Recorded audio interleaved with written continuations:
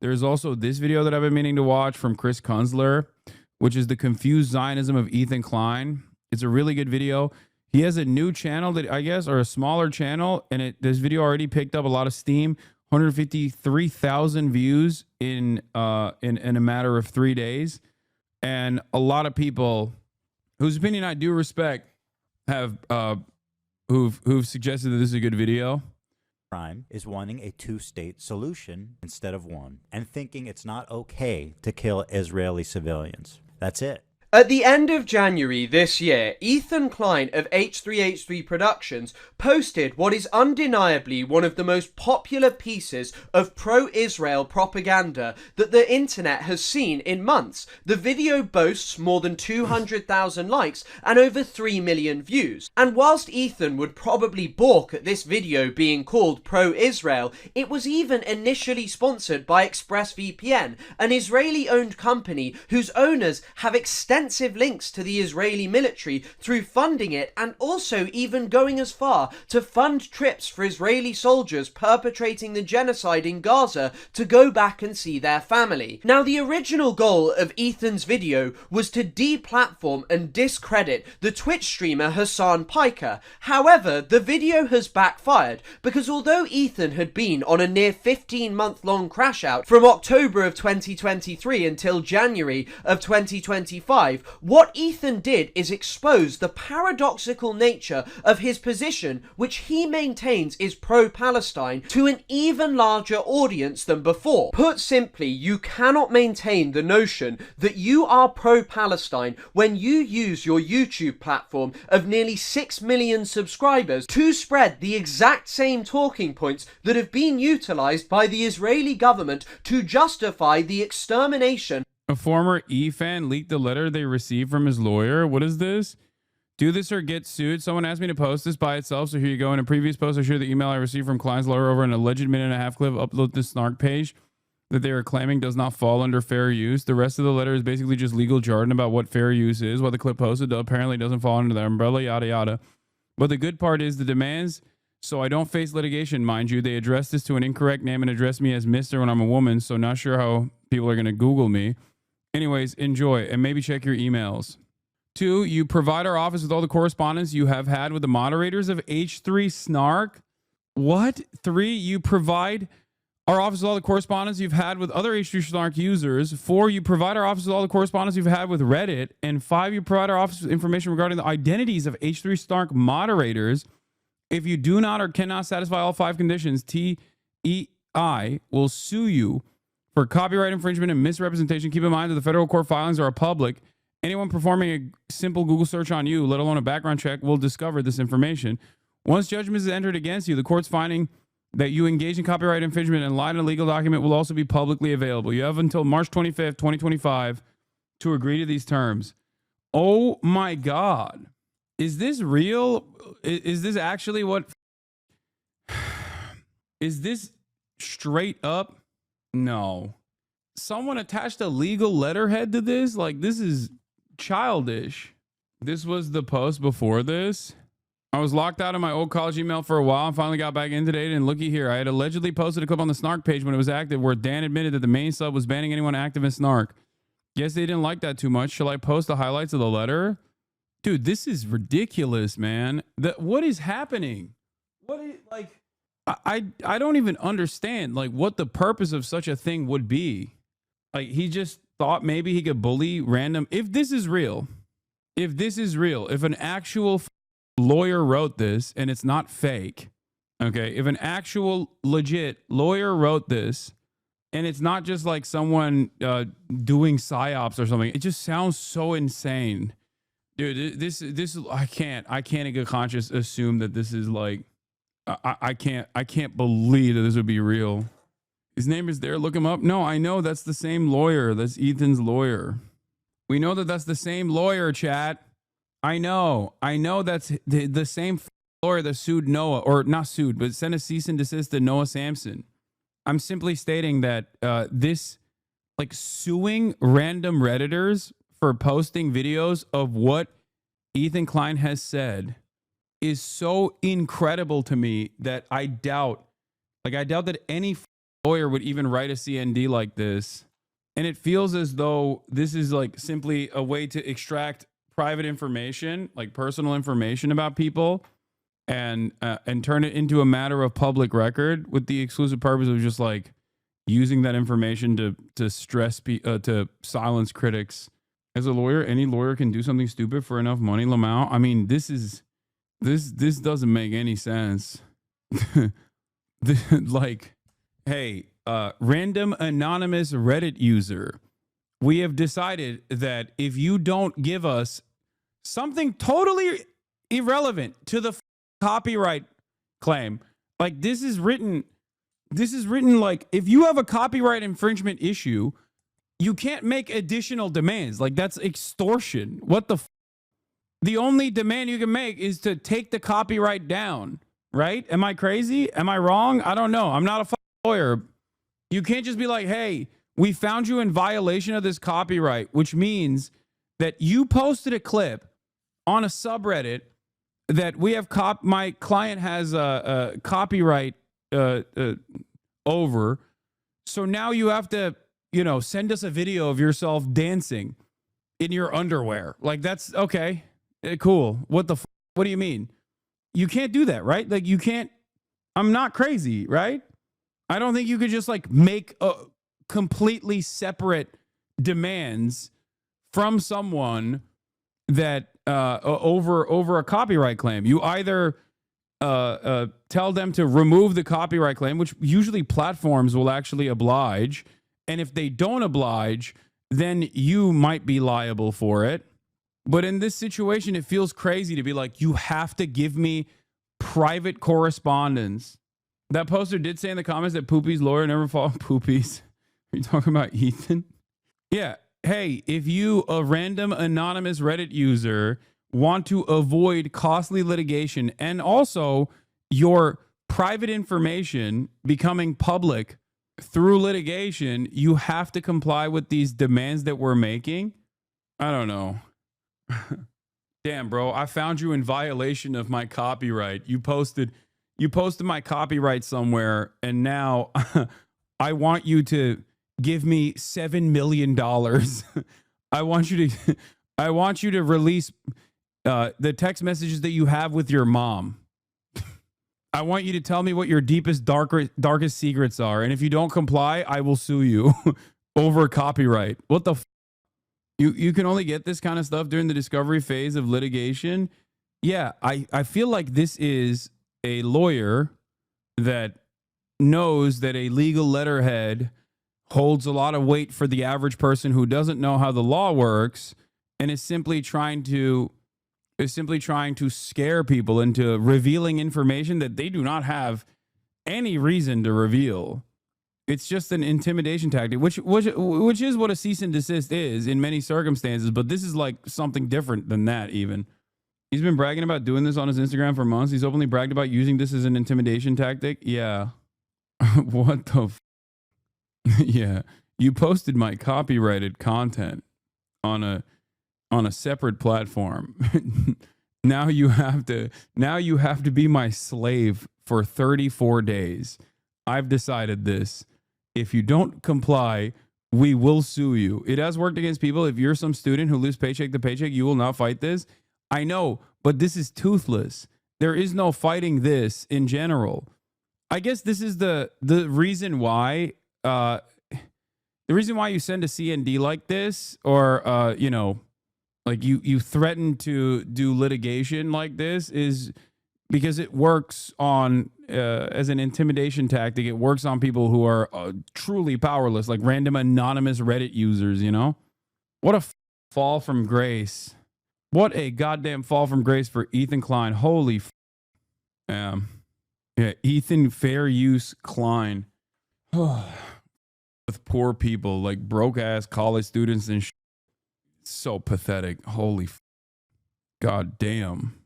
To add insult to injury here, aside from Ethan's history in successful litigation to defend fair use, how ironic this moment is. This very same lawyer, if I'm not mistaken, or at least this very same law firm that has been defending Ethan in a counter slap is lost against that other billionaire guy that he hates, who he apparently kept calling a Ponzi schemer, Brian Kavanaugh. This reads like it's fake, but they made it seem like it's from said law firm. I just can't believe an actual lawyer would write something this dumb. I know. Like, Ryan, not Brian. I apologize. His website defaming his enemy, Brian Kavanaugh, comparing him to Harvey Weinstein, was just taken down. Yeah, this is what I was talking about. YouTuber Ethan Klein loses anti-slap appeal in producer Ryan Kavanaugh defamation case. California Court of Appeal upholds a prior ruling that the influencer may have defamed the film financier by falsely claiming that he was running a Ponzi scheme. YouTuber Ethan Klein lost a motion to dismiss the defamation case brought against him by producer Ryan Kavanaugh after the California Court of Appeal upheld a prior ruling on Thursday. Klein, who was famous for his H3Issue podcast and internet troll persona, filed an anti-slap motion to try to get the former Relativity Media CEO and film financier's initial complaint stricken, claiming his comments fall under free speech after Kavanaugh accused the influencer of defamation. Ryan Kavanaugh brought an action against Ethan Klein and TED Entertainment, TEI, Inc., for defamation and defamation by implication, alleging they falsely accused him of running a Ponzi scheme, the court explained in a summary in documents obtained by the Wrap. The trial court denied defendants' anti-slap motion to strike Kavanaugh's complaint. We affirm. So Ryan Kavanaugh, who is a billionaire and not exactly a great guy himself, okay, sued, as far as I understand, brought a defamation case against Ethan Klein, and Ethan Klein tried to dismiss the defamation case and failed to dismiss the defamation case as of, I think, like last week, April 6th, as of 4 days ago. He's been deleting all the YouTube VODs where he defamed Ryan and took down the website. He's probably going to try to settle now that he lost the appeal. Apparently, E kept using an article to show proof of Ryan's Ponzi scheme, but the article was quickly taken down, but E kept using it as proof anyway. When you get the anti-slap dismissed, you go straight to damages, if I recall correctly. When you fail an anti-slap in California, basically that just means that it was decided that he defamed Ryan, so now they just have to settle on damages. I'm pretty sure that the anti-slap is pretty powerful as far as tools goes, as far as legal tools goes in the state of California, as in if he had won the anti-slap, he would have been able to literally pay, like make Ryan Kavanaugh pay for his litigation as well, because it's anti-slap is basically a tool that allows, ironically enough, people like anonymous Reddit users and people who are less powerful to successfully defend themselves against frivolous litigation that tries to stop them from exercising their free speech. So after, I'm not saying Ryan Kavanaugh is a good dude, by the way. I'm not saying that at all. I don't know enough about him. It seems like the courts have determined he wasn't doing a Ponzi scheme, though. So I will not be saying that, let me tell you, okay? Yeah, they do not go to damages. That's incorrect. It just means the trial can proceed as normal. Even if frivolous lawsuit is a nightmare for most people, expensive, stressful, complicated, and time-consuming, yes, except Ryan Kavanaugh and Ethan Klein both have enough money to continue this, the process of litigation. Being friends with Lolo has given you an artificially high opinion of the intelligence and competence of lawyers, I guess. Yeah. SLAP is a strategic lawsuit against public participation. Ironic, he lost the appeal the day after he sent Noah the retraction demand letter and went on a tirade about suing everyone, including you. Talk about karma. Yeah. The irony of him using anti-slap, but also openly complaining on the show that his lawyer is restricted from actions against Redditors because of Section 230. Anyway. Not only do we have Trump and Israel silencing pro-Palestine sentiment and blackbacking people, but on top of that, Ethan Klein is doing his own little version of that. Yeah, I mean, he's just doing it in a very frivolous manner, in a much smaller, in a much smaller manner. Okay, that's not, I mean, it is. He's doing it within his own confines, and seemingly, at least as it stands currently, the courts would probably not comply with his ridiculous little lawsuits, but who knows? He asked a lawyer on air if you could be sued for domestic terrorism. Shut the f up. No, he did not. No, that is bro working with Beitar? What's happening? The f do you mean? Okay, stop. I'm not entertaining this. Ethan's continuing to obsess over Hasan asking a civil lawyer if Hasan can get sued for inciting terrorism. No, I'm not. Ethan Klein tries to imply Hasan Piker has committed domestic terrorism or incites terrorism. First, he wants them to go to Gaza while journalists are being murdered. Now, while Trump is currently revoking citizenship, he jokes like this disgusting behavior. For me, the better. The more better the world becomes. I think so, really. Any laws that we can go after Hasan for? Are you familiar with that? Has he broken any domestic terror laws or? No, probably not domestic terror laws, but like inciting. I mean, what can we do about that? Yeah, that's out of my realm. I enough. usually do just civil stuff. Sure, fair enough. Fair enough. He's joking, I think. I don't know. It's just, I don't. That's wild. That's cool, man. Why does bro hate you this much? I don't know. I don't want to do that thing where I assume that like things that he's saying in jest, he means sincerely, except in this circumstance, it's hard for me not to assume that there's at least a little bit of seriousness backing this because he has actively called for my deplatforming. He has said in the past that he, like a couple months prior, I think he said he wants me to lose everything. And he seemingly hasn't stopped talking about me. So I don't know. Maybe he's joking. Maybe he's not joking. Who knows? He is a joke, however, because he's asking a civil litigator whether or not he could pursue like federal charges. Personal injury lawyer. Can we claim he's terrorizing me by being sexy? Look at how hot he is in this photo. Sir, please look at this photo and tell me that this doesn't terrorize your mind. Excuse me. Are you a lawyer or not? My lawyers can't do We have to sue him for being stupid and sexy. I hate it. Stupid, sexy Assad. His armpit is out.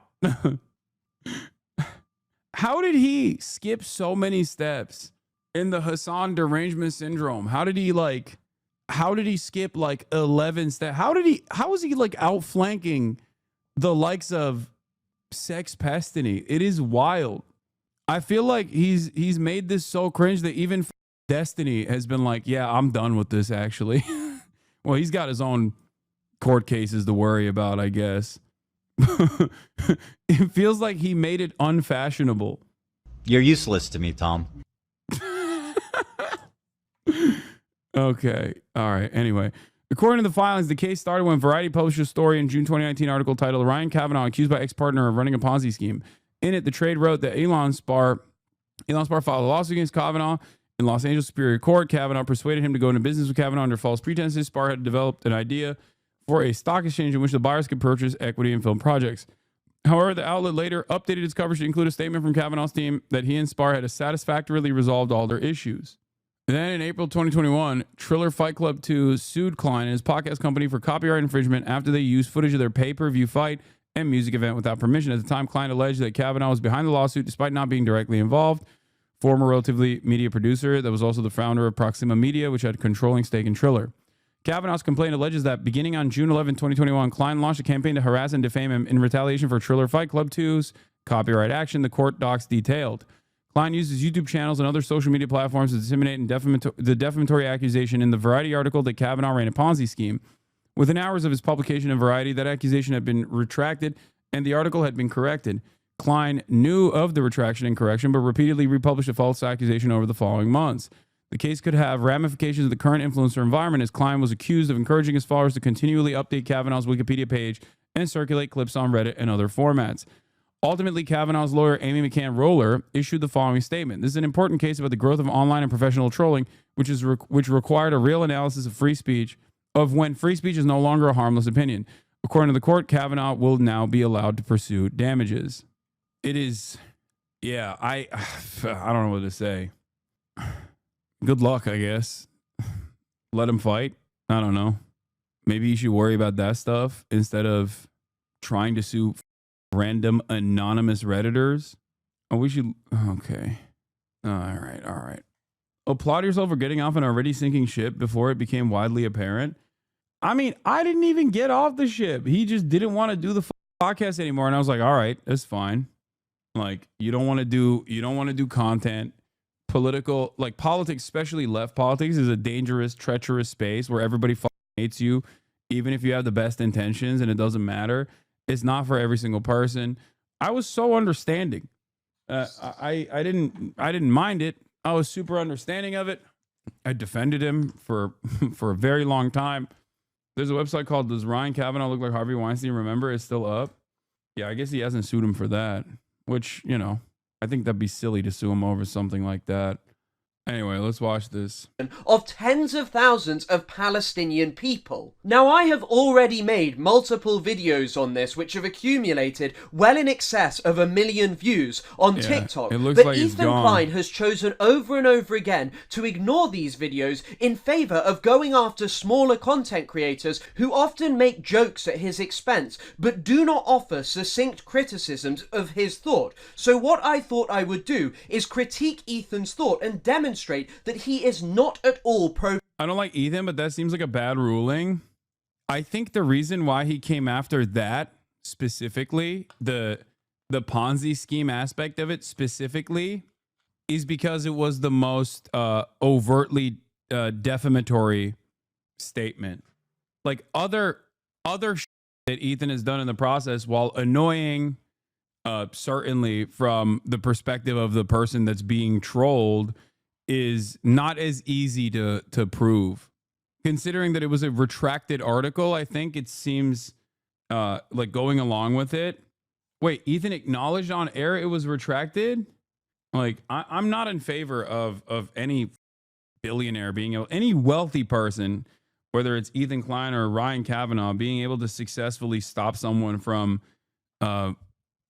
speaking, like, because you don't like what they're saying. Part of the reason why I'm like, part of the reason why I always say, like, I don't give a about whatever Ethan is chirping about whenever people are like, why don't you sue him, is because I think it's like a very bitch-made thing to do.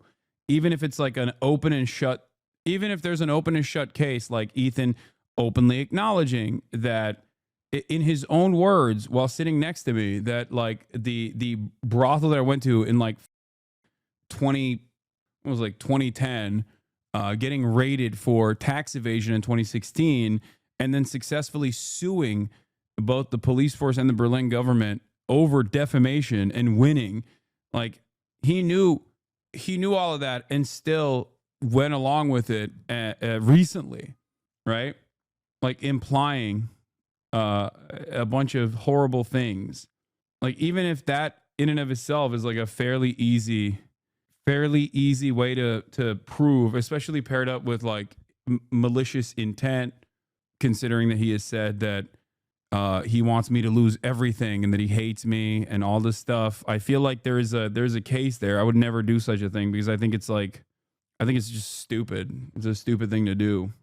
Anyway, let's watch this. Palestine, because he is nothing more than a Westerner whose thought is dominated by Orientalism, and he therefore simply cannot offer a succinct political understanding of anything to do with the Middle East. Now, the concept of Orientalism was proffered by Edward Said. It was the first thing that I learnt about when I started my Middle Eastern Studies degree as an undergraduate back in 2019, and what it basically refers to is a distinction between them and us, them being non-Westerners and us being Westerners. And according to Said, this was produced through discourse, and what he meant by this was anything from travel writings, newspapers, stories, depictions, anything that you could think of which created a vision of people from the Middle East or the wider Orient. It is at its most basic media which seeks to create this distinction between them and us, and Ethan's video is a perfect example of it. Through this Orientalism and the discourse it produces,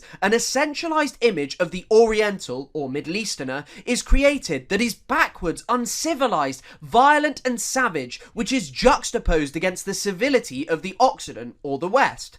Now, what is important to note here is that Orientalism is dialectical. It is not just about denigrating the other, creating this barbarous savage. It has always been about making Westerners feel superior, feel better about themselves, and so as to establish themselves as moral and enlightened, even when their politics and behaviour shows an exact opposite. Ethan's content around Palestine is a perfect example of this. He consistently deploys Orientalism to assuage his own feelings and to maintain the notion that he is pro-Palestine, and so he never has to avow the disgusting right-wing talking points that he spreads and the violence that these inflict on Palestinian people. Take this part of Ethan's so-called content nuke, where he speaks gleefully about the assassination of senior Hamas figures. Disvalues, or, well, they were billionaires. Because they're all dead. They're killed, they're all dead. Or this part where he condemns Hasan Piker for his endorsement of Syed Hassan Nasrallah, the former leader of Hezbollah, who was killed in an Israeli strike last year. Hezbollah is a paramilitary organization. Do we like them or no? They are a terrorist organization. Like they're designated. They are designated by the American state as a terrorist organization. I do not like them then. Well, like I like what you like.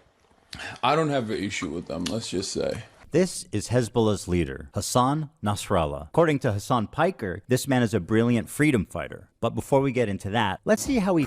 Also, he stretched that statement as hard as he could, where I said, I don't have an issue with them, let's just say, to literally turn that into he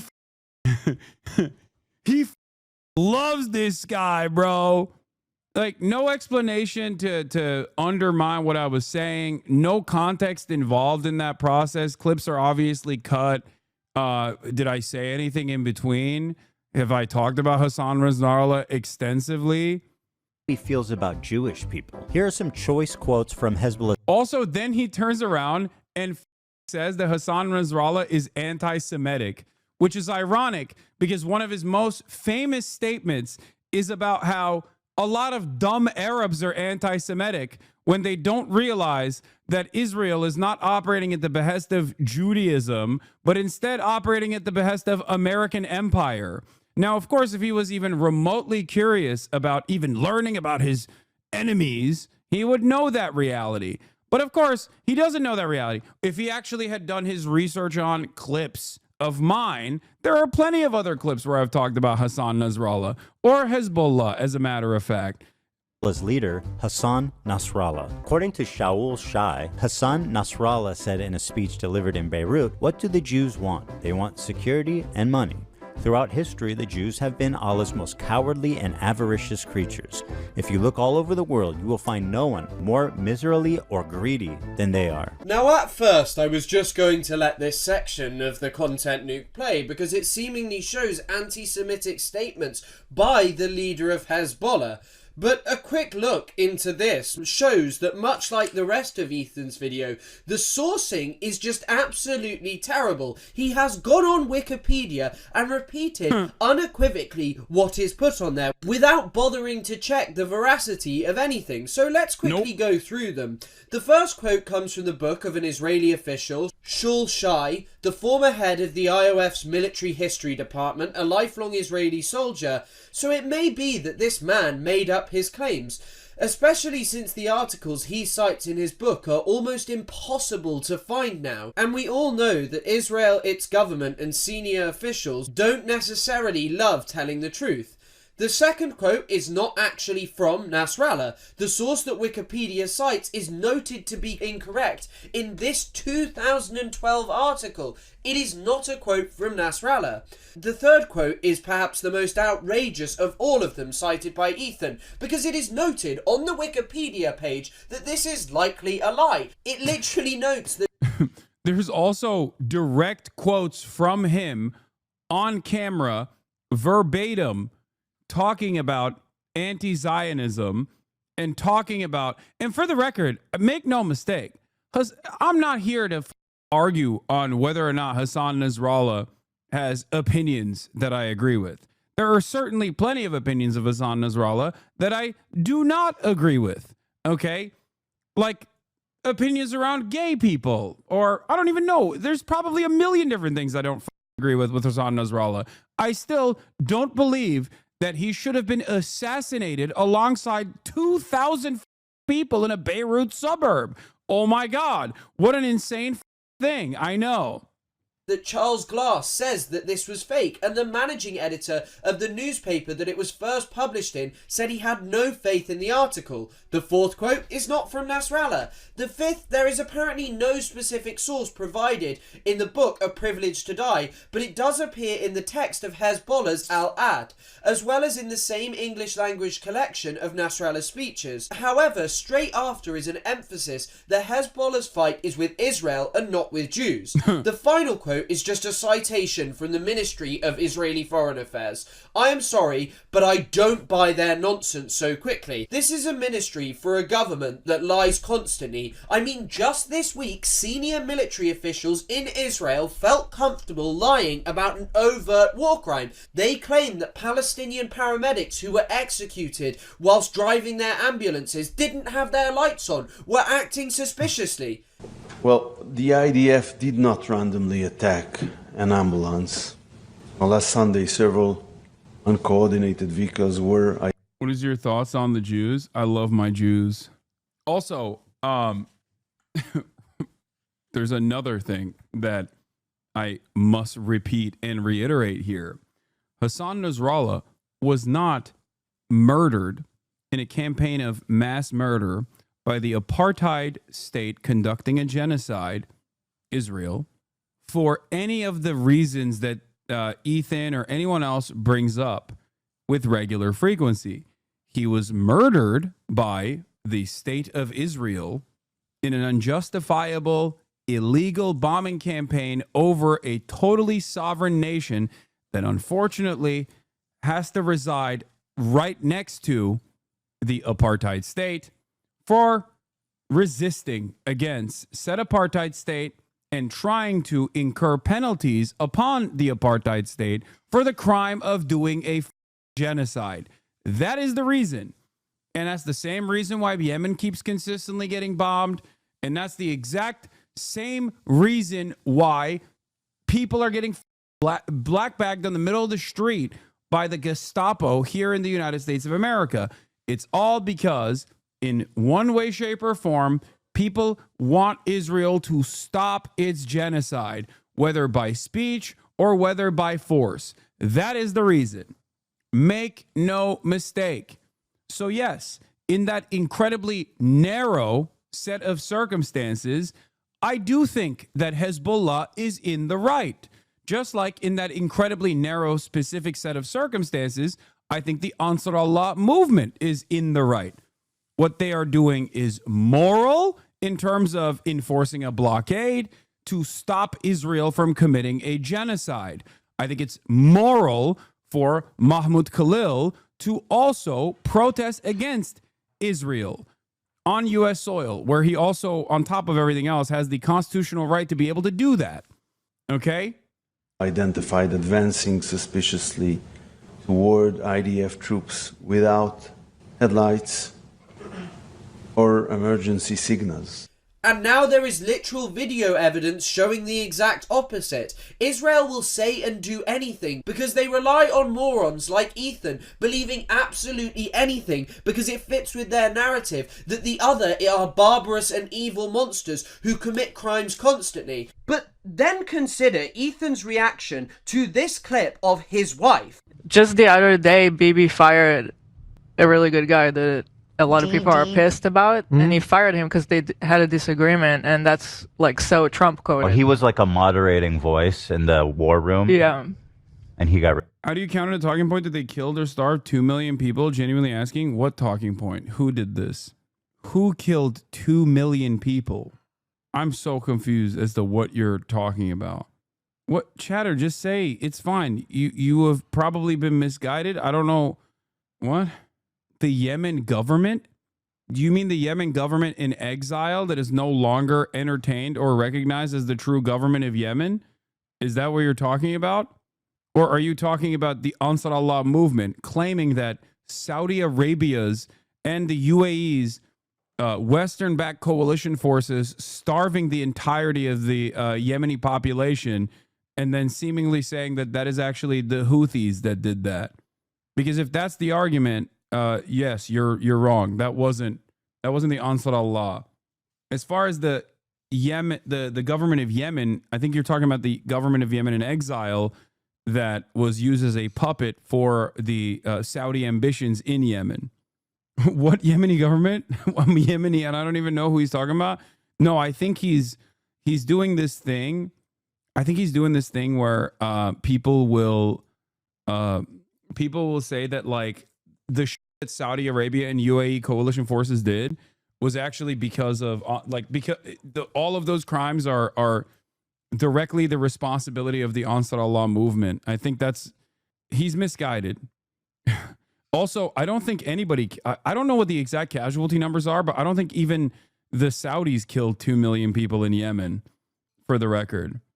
Yeah, no, I think Ansar Allah, no, they did not do that. I don't know the exact numbers. I can look it up right now if you want me to, but I don't even know who would claim that there's a 2 million number anyway. I was making a pro-Yemen point on TikTok and someone said, but they starved 2 million people. Yeah, that person that you're talking to has no idea what they're saying. It's partially because Yemen is the poorest nation on the planet. That's pretty big part of that problem. There's not a lot of information, and most people don't even care to understand the situation there. And you're asking me how to debate a TikTok comment, so I feel like this is not the best use of our time. But yeah, not even the Saudis use this argument. This is just Western depravity. Yeah. So there's no way to know the exact numbers. The situation is chaotic. There are also no longer valid institutions. All are puppets of Saudi, UAE, or Houthis, who I am neutral towards. Yeah.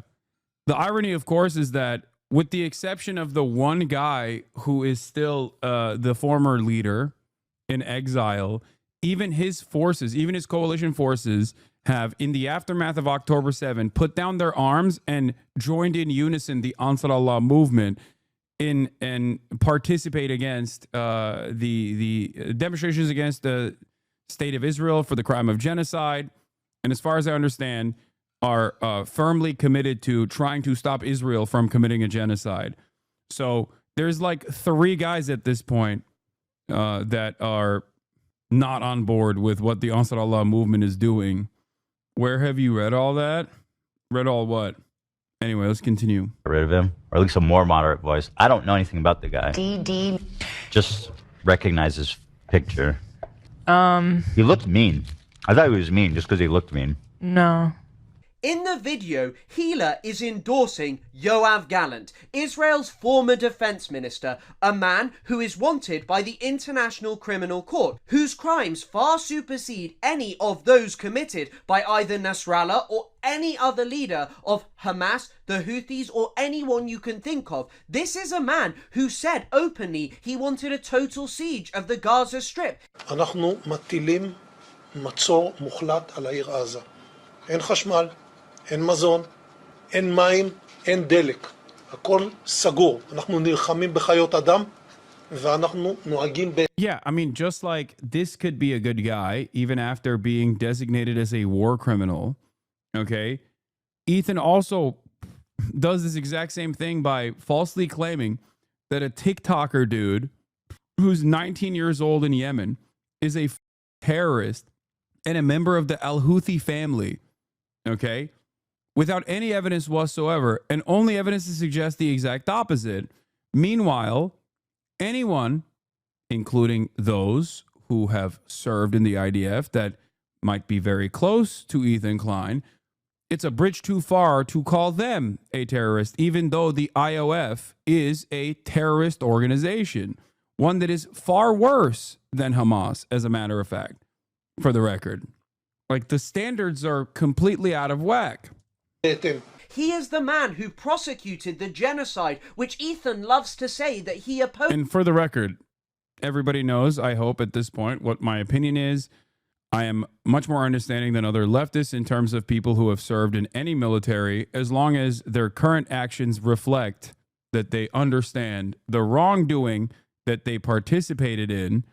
And this is included but not limited to, you know, people who have become anti-Zionists in the aftermath of their service within the Israeli occupying force. There is, I think, because given my position, living in the heart of empire, living in a settler colony myself, I think I'm a little bit more understanding.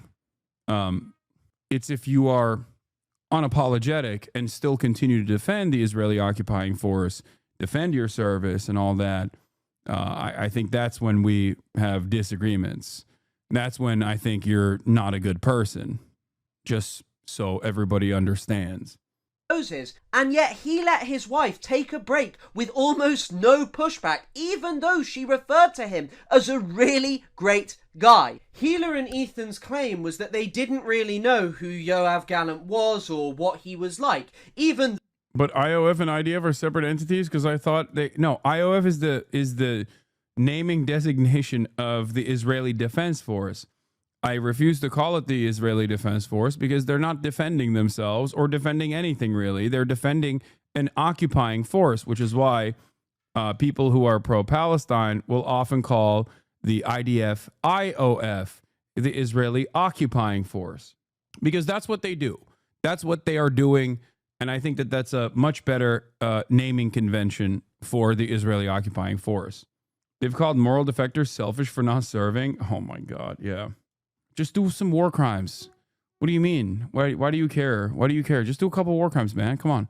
Though that clip of Yoav Gallant claiming that Israel was going to institute a total siege was noted by South Africa at the International Court of Justice and was a very popular clip for noting Israel's genocidal intent in Gaza. And so what I think that this is indicative of is either one of two things, which is that Ethan and Hila don't know anything about Israel-Palestine colonization and the wider Middle East North Africa region, which is undeniably true, or that Hila could not take the backlash when they avowed their actual views, which I think is the more likely of the two, because the idea that they just didn't know who Yoav Gallant was, one of the most senior figures in Israel's military, is fundamentally ridiculous.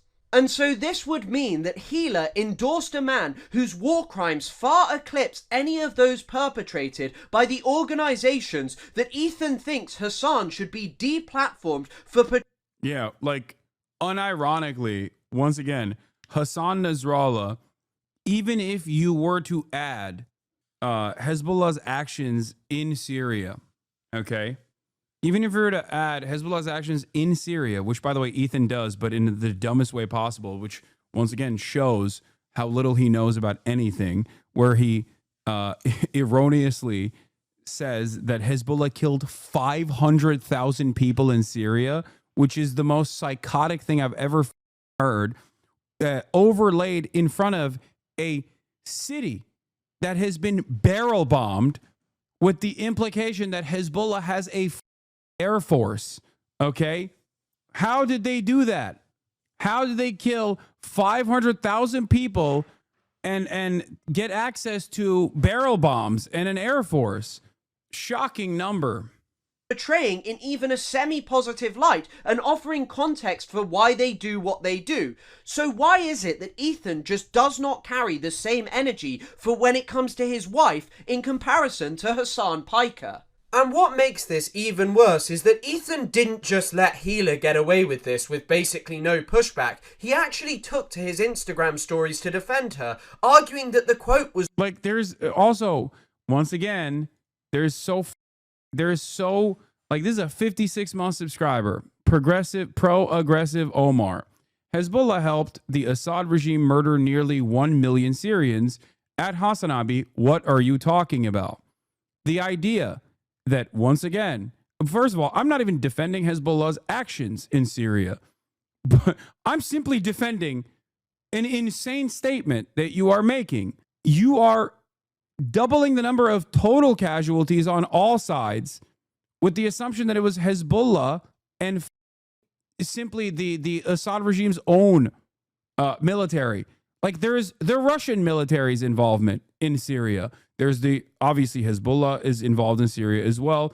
There are literally coalition forces, including Salafists that the Turkish government trained, for example, including, which is also another extension of NATO, by the way. Turkey's actions in Syria are an extension of NATO, just so you understand, make no mistake. So they're still American-backed by way of Turkey. And then also on the other side, direct American and CIA involvement.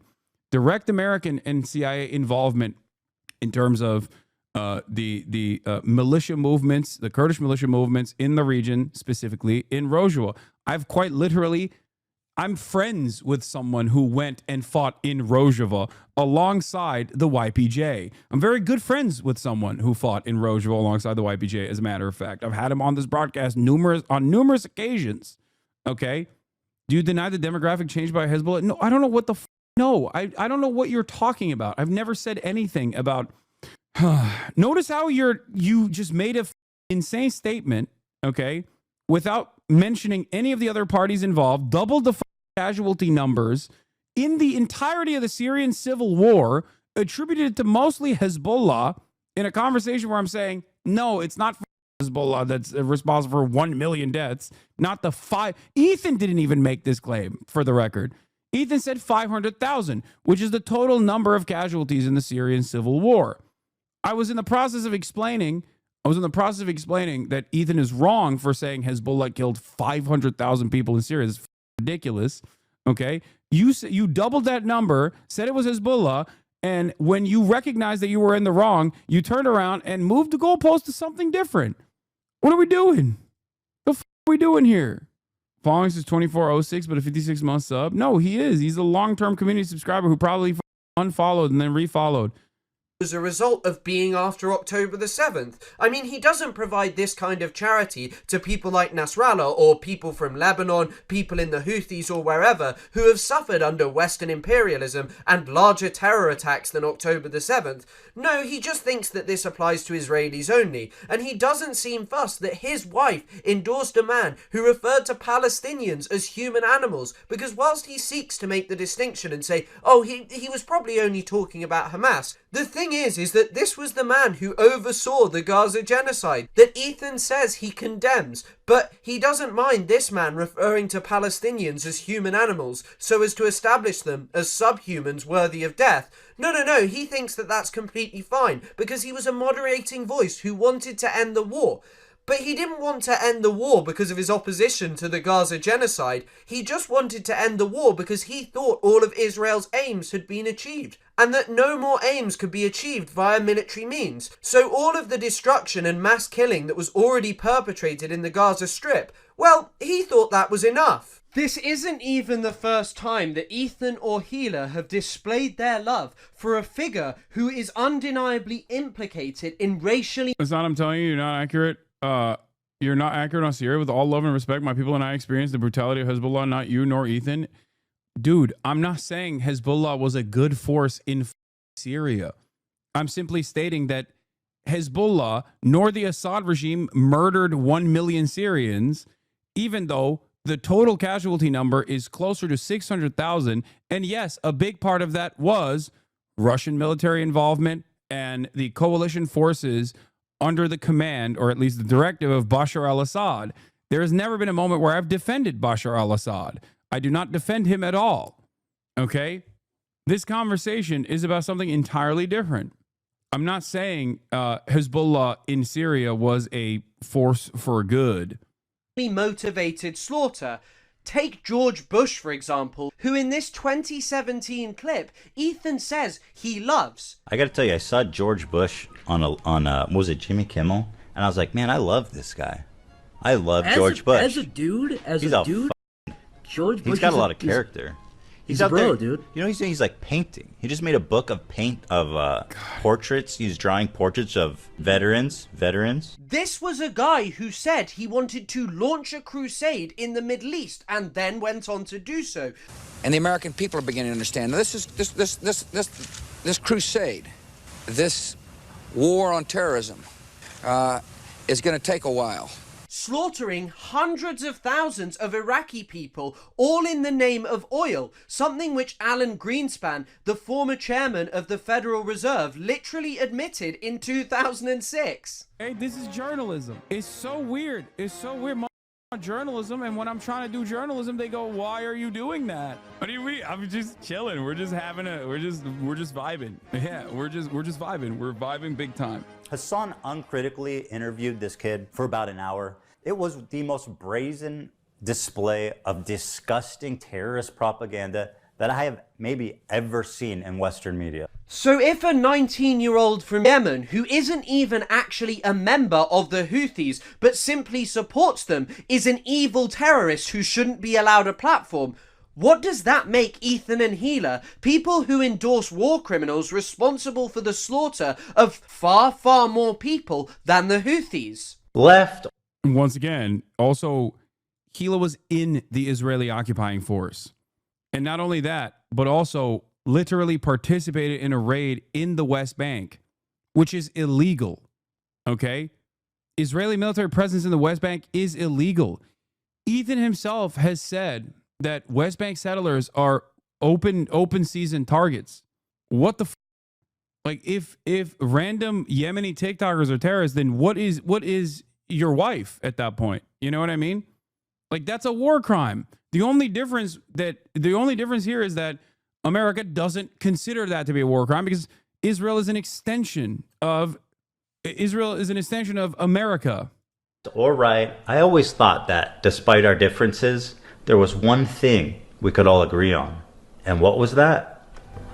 That we love America and everything she stands for. And then there's this part of the content nuke, which has leapt out to me every single time I have watched it. Because why on earth would you say that everyone can agree on loving America? This is most certainly not a universal position. From Iraq to Cambodia, to Vietnam, to Afghanistan, to Korea, across the entire world, tens of millions, hundreds of millions, if not billions of people have suffered under the yoke of American imperialism just over the last century. And even the wider nexus of states that the United States supports is obscene. Take its two current closest allies in the Middle East, the United Arab Emirates and Israel. Both are countries currently facing genocide cases at the International Court of Justice. The United Arab Emirates for its involvement in Sudan, and Israel for its horrifying crimes in Gaza,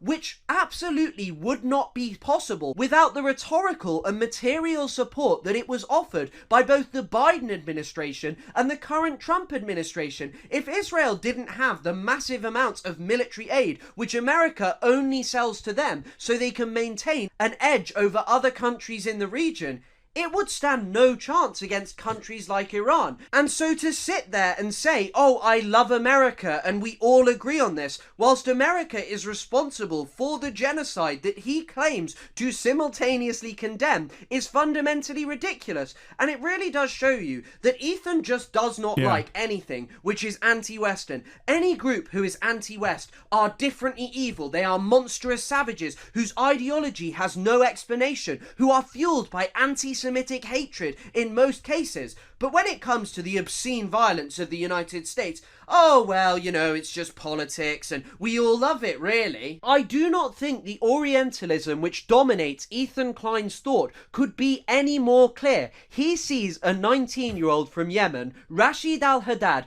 as a monstrous, violent savage who is an anti-Semitic beast, which, by the way, the kid did apologise for, but he has no problem with his own thought. He never wants to confront the fact that he refers to America as something which we all love, even though it was the country which sold advanced weaponry to Saudi Arabia as it bombed Yemeni civilians. It was the country that refueled Saudi planes as they tore Yemeni weddings and other social events to pieces with their horrifying bombardment. It was the one who trained their pilots as they manufactured a siege and starved the people of Yemen. And this is what defined Rashid al-Haddad's life. And Ethan couldn't have some sympathy and say, you know what, this is what motivates this guy. This is why many Yemenis don't actually like the West. But instead of doing that, Ethan would rather sit there and essentialize them and try and portray this as it is some kind of innate anti-Semitism, some random hatred of the West. In the content nuke, Ethan literally refers to the Houthis as the bad guys. All right, so these guys are clearly the bad guys. So my question is, okay. How does Hasan... Oh, dude. My bad. I didn't know they were the bad guys. Okay. Well, how can I argue against that? Yeah. Yeah, suspiciously, this quote-unquote pro-Palestinian content creator is saying that virtually every group resisting against Israel's genocide, they're all the bad guys. Israel is bad too, but they're just like maybe less bad, maybe more bad, who knows? But these guys are definitely bad, okay? What's the argument here then? If you are pro-Palestinian, if you consider okay, Pecker. If you're pro-Palestine, if you're pro-Palestinian emancipation, and you even at times agree that Israel is doing war crimes. Sometimes you disagree with that, whatever. Maybe you believe that Israel is doing a genocide on Monday, but you don't believe it on Tuesday. Who knows? You keep calling it a war. Sometimes maybe you call it a genocide. I don't know if he does. Actually, I don't even know. Okay. But you keep saying every single person that is resisting against Israel's unjustifiable genocide of the Palestinians is wrong, immoral, barbaric, bad. Then it's going to, I'm going to start to assume that you don't actually hate what Israel is doing, especially if most of your commentary revolves around criticizing those who speak out against Israel's atrocities, criticizing those who are actually doing anything against Israel in terms of making Israel incur a penalty for the crime of doing a genocide. What's the expectation here? That the Palestinians are simply supposed to just die and the rest of the world is supposed to let them die and then turn around and say, oh, we felt so bad. Is that what it is? So we can feel good about ourselves? Do a land acknowledgement? Weird.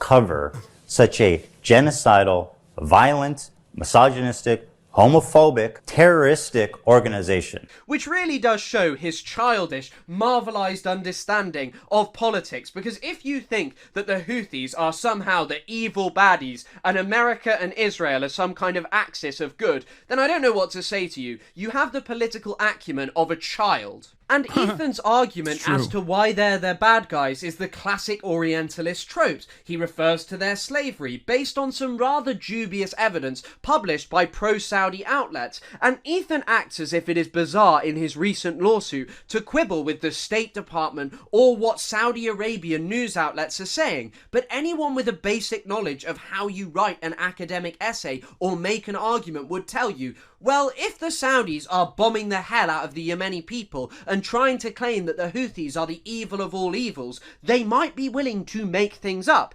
But what I think is most important to note about all of Ethan's condemnations of the Houthis for their regressive politics is that Israel, the progressive nation, which along with America he sees as the good guys, could be accused of all of these same things to a horrifying extent. I mean, take Israel's use of slavery. A recent article which appeared in Haaretz referred to the IOF practice of Israelis taking Palestinians as human shields and sometimes killing them for fun as a form of slavery. And when you think about it, denying these people autonomy and forcing them into a horrifying working environment is slave-esque, isn't it? And his highlighting of misogyny is the most obscene part, because yes, the Houthis are probably misogynistic. Misogyny is prevalent all over the entire world, but when it comes to Israel, the extremity of their gender-based violence is absolutely obscene. A recent UN report documented this disproportionate targeting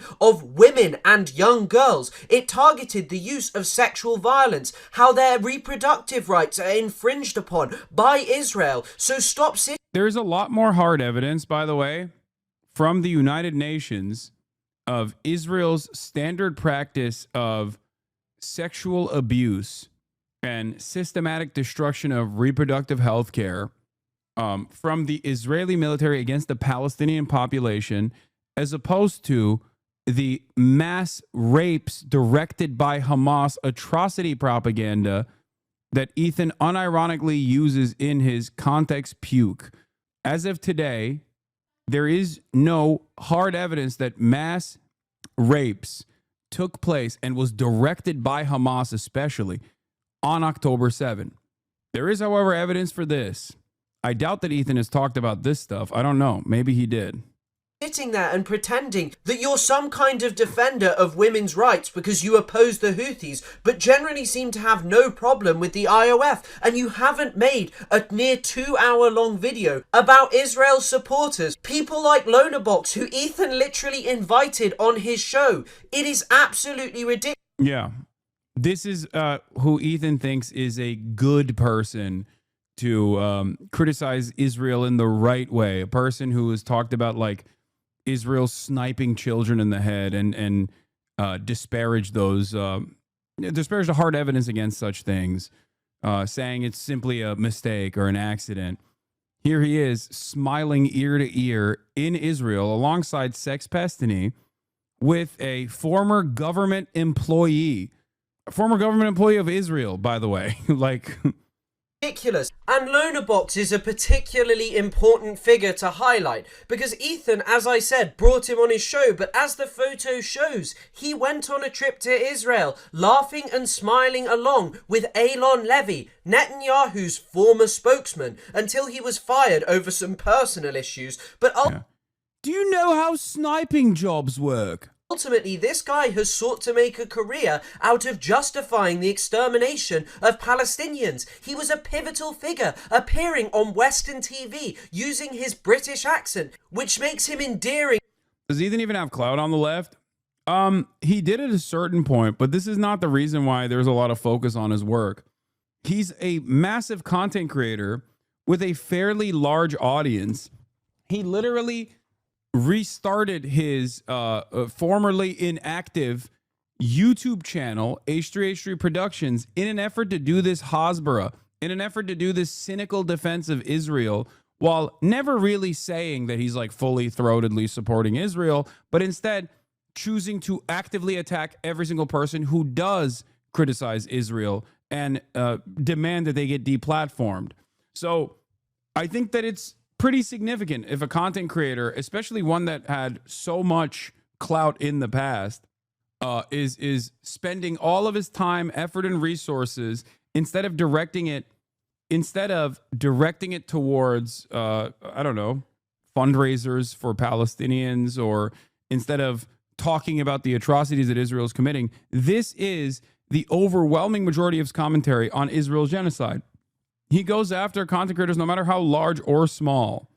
So yeah, I think it's not about his clout necessarily on the left, but more so how much time, how much effort he spent, how much social capital he's actually destroyed in the process even.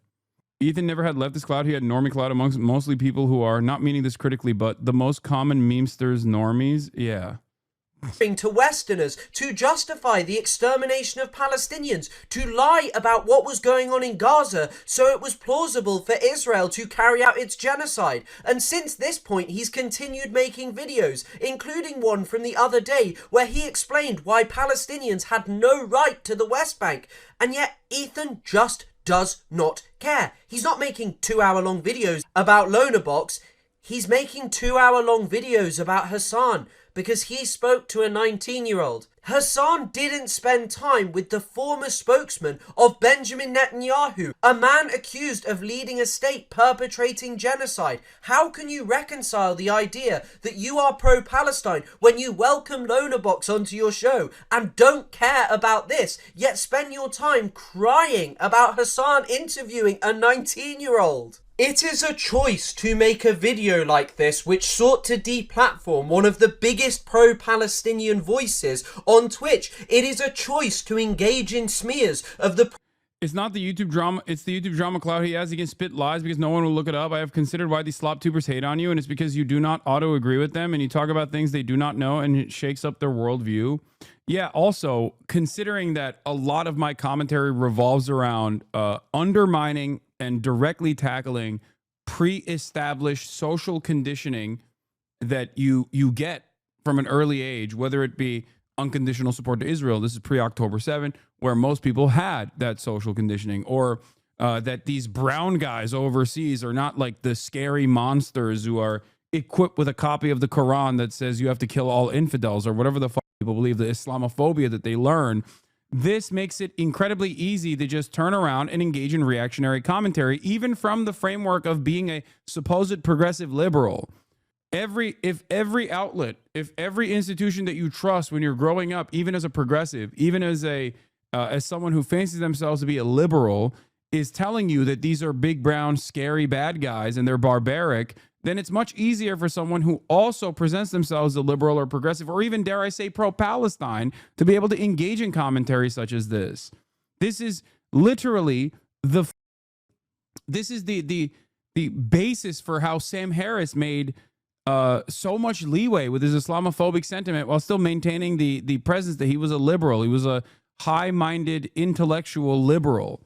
Pro-Palestinian movement, and to seek to exoticize any form of resistance against the state of Israel. You do not refer to Israel as the bad guys. You do not condemn people who openly support Israel, even though it engages in these excesses. Take homophobia. You have Israel's Minister of Finance who said that he was a proud homophobe. He's in control of the economy. In control of the Israeli police is Itamar Ben-Gvir, a man who is also homophobic and once kicked a transgender person and organized a rally in Jerusalem where they paraded around farm animals to mock pride parades. And you sit there and go, oh, the Houthis, they're homophobic, they're this, they're that. It is just pinkwashing, Ethan. You are seeking to create a barbarous other who is unlike the Westerner, who does not share our values, and therefore they are the bad guys, and anyone who might seek to offer them any form of context is someone who supports evil, terroristic, genocidal entities.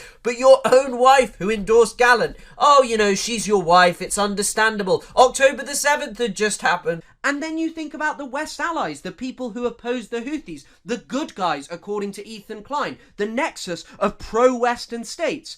You have Saudi Arabia, most of the Gulf countries, who use the kafala system, something which is equivalent to modern slavery. They invite foreign workers over under promises that they're going to find new and great lives in Saudi Arabia. Then they take their passports and effectively offer them no rights. And many people have referred to this as modern slavery. So why is it the nexus of pro-Western states are the good guys in Ethan's political understanding? Because whilst Ethan might say, well, I'll condemn Israel, I'll condemn Saudi Arabia, this is what America and Israel have helped to set up and maintain in the Middle East for decades now. They want dictatorial regimes like those of Saudi Arabia, the United Arab Emirates, because these keep people quiet. They will perhaps normalize with Israel, allow it to carry out its ethnic cleansing in the West Bank, the Gaza Strip, destroy any hopes of a Palestinian state, whilst they hide behind the idea of a two-state solution. Any time that these things are perpetrated by an ally of the West, it doesn't matter.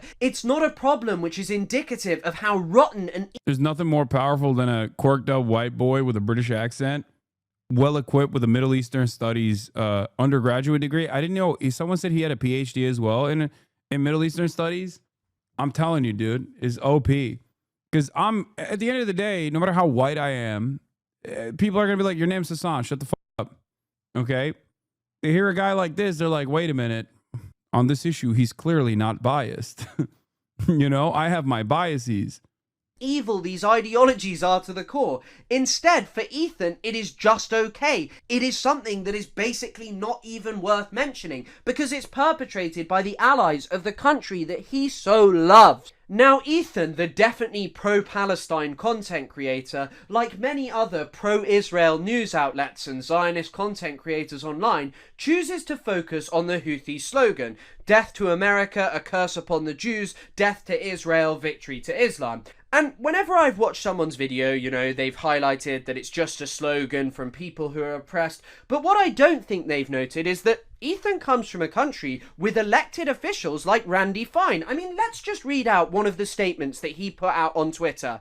"There is no suffering adequate for these animals. May the streets of Gaza overflow with blood. This man, who is part of the most powerful government in the world that is actually making the streets of Gaza overflow with blood currently and has been for a year and a half, well, that's okay, you know. We don't focus on those as representing the rotten nature of Western society, a pervasiveness of terrorism. No. That's the country that Ethan loves. For Ethan, the Houthis, whose attacks on Israel pertain specifically to Israel's genocide in the Gaza Strip, I mean, they literally stopped when there was a ceasefire. He is more obsessed with their slogans than the comments and sayings of high-up US officials about exterminating people in the Gaza Strip. And it's not just Randy Fine. You've got others like Brian Mast and many, many other senior American politicians who are happy to talk about exterminating Palestinians as Israel, their closest ally, actually did that. I would encourage the other side to not so lightly throw around the idea of innocent Palestinian civilians, as is frequently said. I don't think we would so lightly throw around the term innocent Nazi civilians during World War II.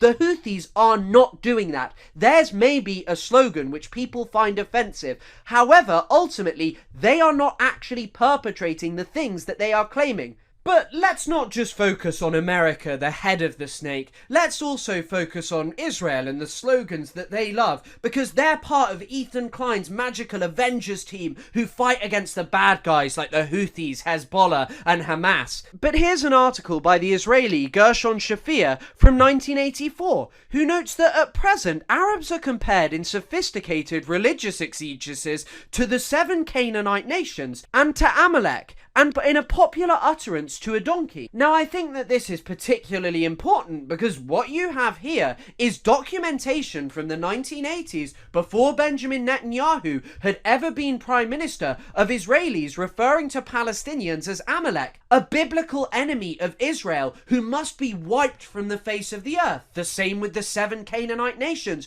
the people who had to be destroyed for the existence of Israel. Why is it that people like Ethan love to talk about the Houthi slogans but don't like to talk about these? And this isn't even where it ends. What I'd also like to note is that in the 1980s, the slogan...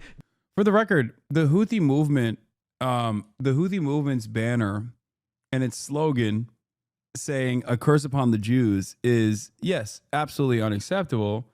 But I think Norm Finkelstein's assessment on the situation is poignant, where it is the banner itself is directly as a consequence of Israel's actions, as Israel is seen as the only expression of Judaism in the region that every single person has experienced. That's the only thing they know. That's what it is. There's a very different attitude, and the statement Jews and Israel are interchangeable in the region. We look at this conflict from Western sensibilities and fail to recognize that difference. I'm not plucking my beard. I'm plucking my mustache. Death to Arabs became popular to the point where Heike Grossman, an Israeli member of the Knesset and also a Holocaust survivor, would note that she found it so awful because the slogan was only one word different to the one that the Germans used to chant at her and that still rung in her ears. And it's worth noting that in the 1980s, this didn't end at just chanting death to Arabs at Palestinians. No, multiple Palestinians were attacked, and the Israeli press made some shocking discoveries in the Israeli military. They found squads of Israeli soldiers referring to themselves as the Mengele unit, who had extensive plans to mass murder Palestinians. I've seen discourse of the slogan is calling Israel to curse upon the Jews and not the Houthis cursing the Jews. No, I don't think that's the case. I mean, I doubt it. I think that's just, again, Western copium from people who are anti-Israel. Hot take, Ethan knows he's in the wrong. He knows he's out of his depth on this issue, but he's built too big a hole for himself to climb out of. His ego won't let him. It's like when I know I'm wrong when I get a fight with my little brother, but I keep fighting anyways because I don't want to look dumb. Yeah. Palestinians. So why is it that Ethan thinks that, you know, someone who is a 19-year-old who supports the Houthis is a bad guy? He's an evil terrorist. But the same doesn't go for all Israelis. You know, he might say, well, I don't like this excess. I don't actually support this kind of thing. Does every single Yemeni who rejects Israel, protests against it, and wants to take up arms against it, hold horrifying anti-Semitic views? No, no. There are many who just oppose the state of Israel because its treatment of Palestinians and hold a strong disdain for America because of what it has helped to do to their country for decades. But luckily for Ethan, you know, this was the 1980s, the chant death to Arabs, it's not so popular anymore. You know, just a couple of fringe Israelis, they were the guys. It's important to know the Houthis are Zaydis. The Zaydi imamate in Yemen was very beloved by Yemeni Jews. When the Zaydi imam was killed by Republicans, a Yemeni Jew poet wrote a requiem for him. Like Jews lived in Yemen since biblical days and did not face a single pogrom or prosecution like in Europe. Well, yeah, I mean, initially, pre-Israel, the entire MENA region, straight up, across the board, with some exceptions of like Christian-backed pogroms under the Ottoman rulership, was seen as a safe haven as opposed to Russia or Western or Eastern Europe, as a matter of fact. Time and time again, Jews that escaped pogroms or even the Spanish purges that took place came to the Ottoman Empire because the Ottoman Empire was a safe haven. What about the tax under the Ottomans? Every non-Muslim paid a tax in the Ottoman Empire. They were able to freely practice their religion and do whatever they wanted. They had more rights under the Ottoman Empire than they did anywhere else. And also, Muslims, on the other hand, paid a separate tax, zakat. So it's not like only the Jews paid jizya. Christians also paid jizya. Muslims paid zakat. Chanting it and stuff, you know, not everyone. Oh wait, hang on a second. One of its key proponents who used to chant it a lot, Itamar. Yeah, and the jizya tax was lower than the zakat, and also did not come with an obligation to fight as well. You didn't have to serve in the military. Unless you were Dev Shirmeh, which is very different. Dev Shirmeh is a practice of taking non-Muslims from a young age and then training them to become some of the best fighters in the Ottoman Empire. Anyway, I'm diving into the weeds of Ottoman history now, so I'm not going to do that. Is now Israel's Minister of National Security. Oh, it's okay, though. He doesn't actually say... I hate it when you talk about this. You fail to recognize that some things are the other way around, sometimes unfortunately too, but it's okay. We will have a conversation about minorities in the Middle East later. Balkan chatters light the up whenever I talk about this. It's not something that I am defending. I am not defending any of these practices. I do not think that the Dev Shirmeh system was good. Okay? Holy dude. My mom is yelling from the other room saying the Byzantines used it as well. Death to Arabs anymore. Here's a video of him saying that he now says death to terrorists and encourages others because it is legal with a government stamp of approval.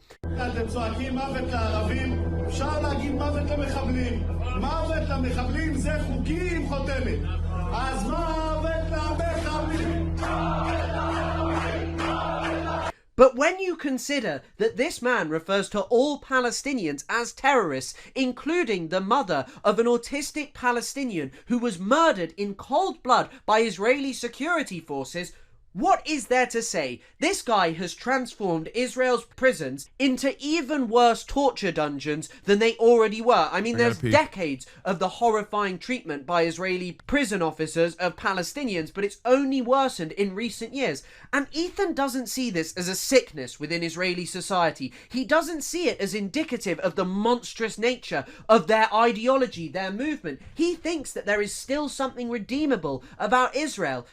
But what is there redeemable about this? Why is it that you would make a video this long condemning Hasan Piker for interviewing a 19-year-old, for showing Houthi music videos? Why is it that you would spend your time doing this when Israelis are out here doing these kind of things? And it does not end there. One of the other most common chants that you consistently hear from Israeli soldiers is "May your village burn." Here's a video of the Israeli soldiers chanting it before they go out and actually do that in Gaza.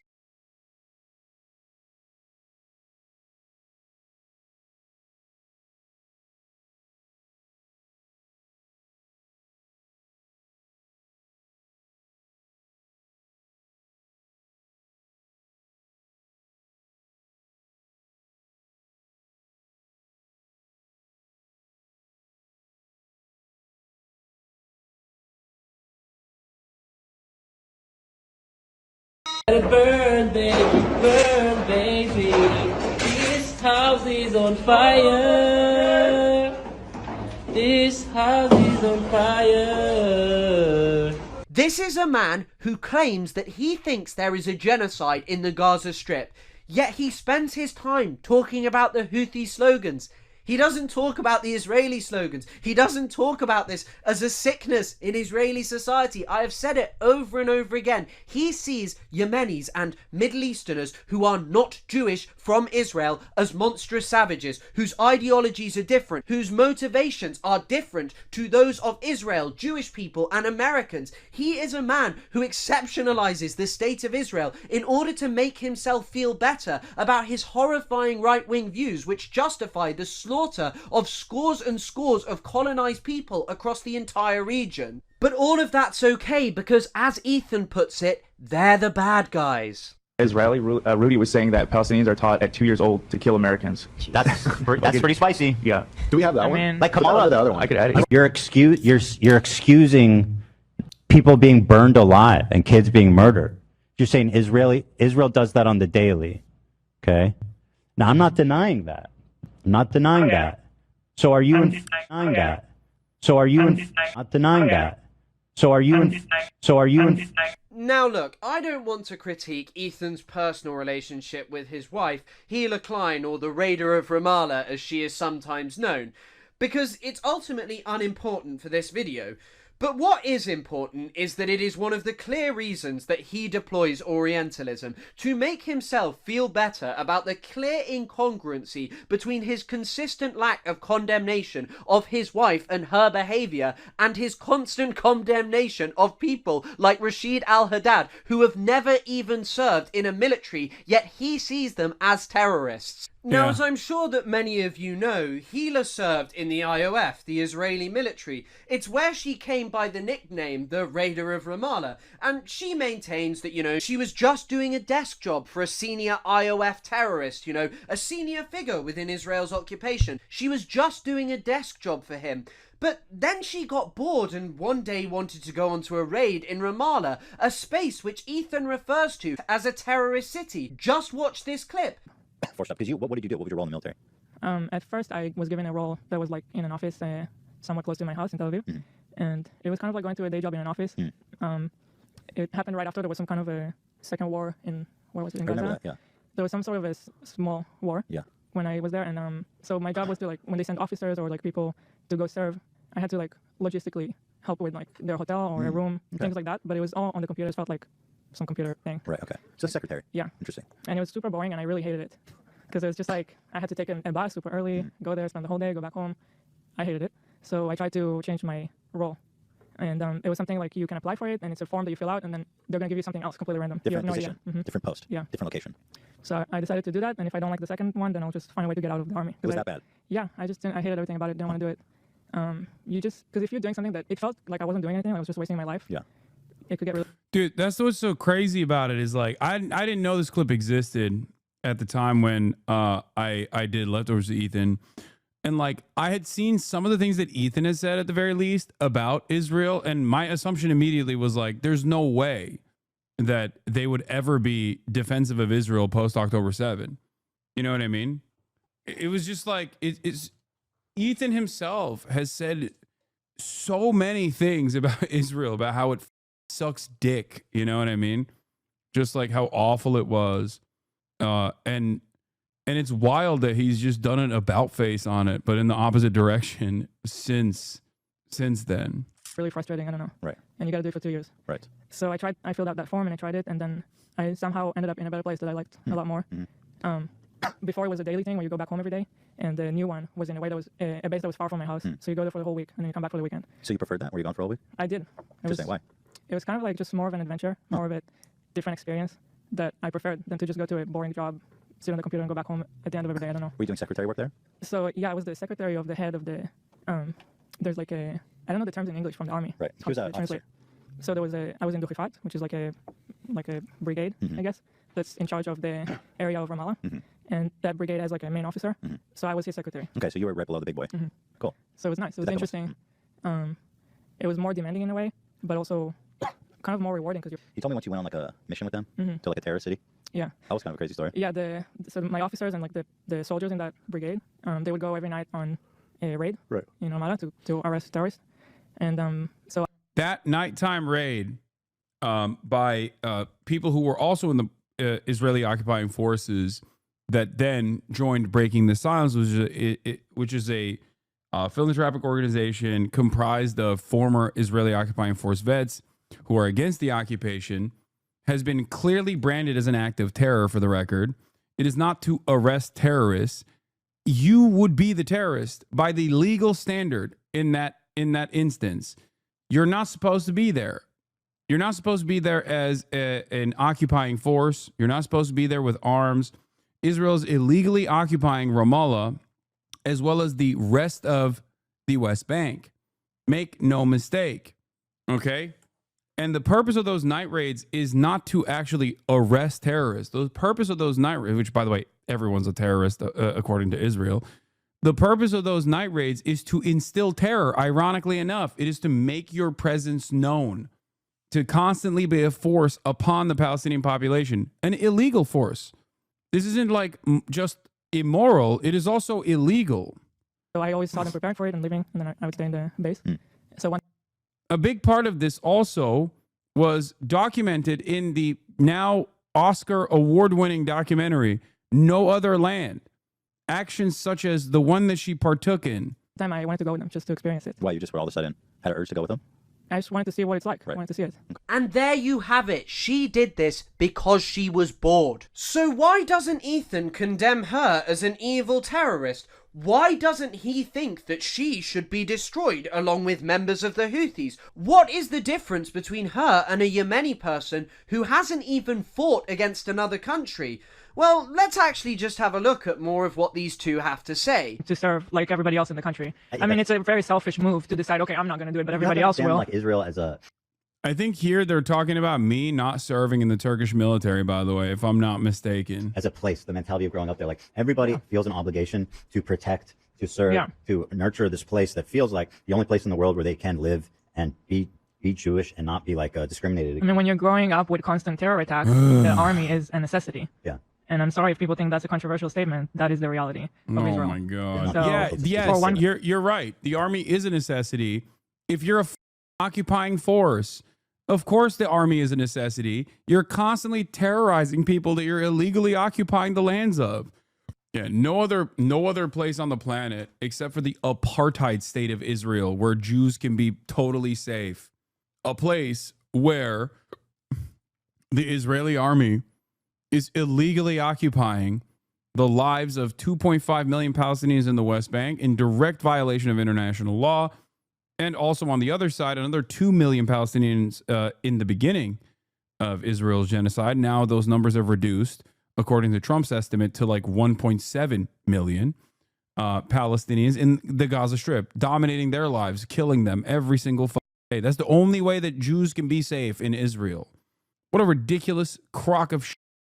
I maintain the position that no country has simply a right to exist, but a country like Israel that is set up as an apartheid on the principles of ethno-religious supremacy with an exterminationist ideology on indigenous soil that they seek to eradicate and seek to destroy certainly does not have a right to exist. That's ridiculous. This is not a controversial statement at all. Does Nazi Germany have a right to exist as a nation state doing the Holocaust? No? Okay, then Israel doesn't either. The person to decide I'm not going to do it is a very selfish decision because meanwhile you're not doing it, everybody else is doing it and putting their life on hold. Very important years of your personal development, you're putting it on hold to go do this, and it helps nothing with your career afterwards. You finish it, then you start your, you don't even your need actual to defend life. yourself. It's just normal. And I just want to note something before I analyse this clip here. Lying for Ethan and Hila is a very dangerous game because you have published the vast majority of your life on the internet for well over a decade now. I've been watching you since I was 14, really. And what you said, first of all, was that, you know, Hila didn't actually want to serve in the IOF, that, you know, she was kind of forced to. But I think... Maybe clarify by saying no country has a right to exist. That's what I said. I literally started off by saying that. I just, that was the first statement I made. Like the idea that like any country has a right to exist is a silly one to begin with. Like people have a right to exist, okay? But it's so funny. You didn't hear me say exactly those words verbatim and said, hey man, you better clarify. I think what's becoming clearer is that both of you are letting the mask slip more and more, because in that original clip you claimed, oh, it was mandatory and all of these things, but now Ethan is saying that it is a necessity, and Gila is saying that people who don't serve are shameful. That's not really congruent with the idea that you didn't want to serve, is it now? And Ethan and Gila are claiming here that the IOF is a necessity because of the really serious threats that Israel faces, terror every single day. But what are these threats? Where do they come from? Is there any context to them? Or are they just the result of the barbarous anti-Semitism that Jewish people face every single day in the Middle East? Well, of course they're not. And it's so ridiculous for Ethan to sit there and claim that he is pro-Palestine, because once again we can pick apart another part of his ideology. So Ethan says in the content nuke that he thinks Israeli settlers in the West Bank are colonial settlers. Condemned Netanyahu as a war criminal. They're led by Netanyahu, who should resign in disgrace and go to prison for being a war criminal. Called the West Bank settlements an abomination. Settlers in the West Bank are religious zealots. They're monsters. They're genocidal. I've even said the West Bank settlers are valid military targets.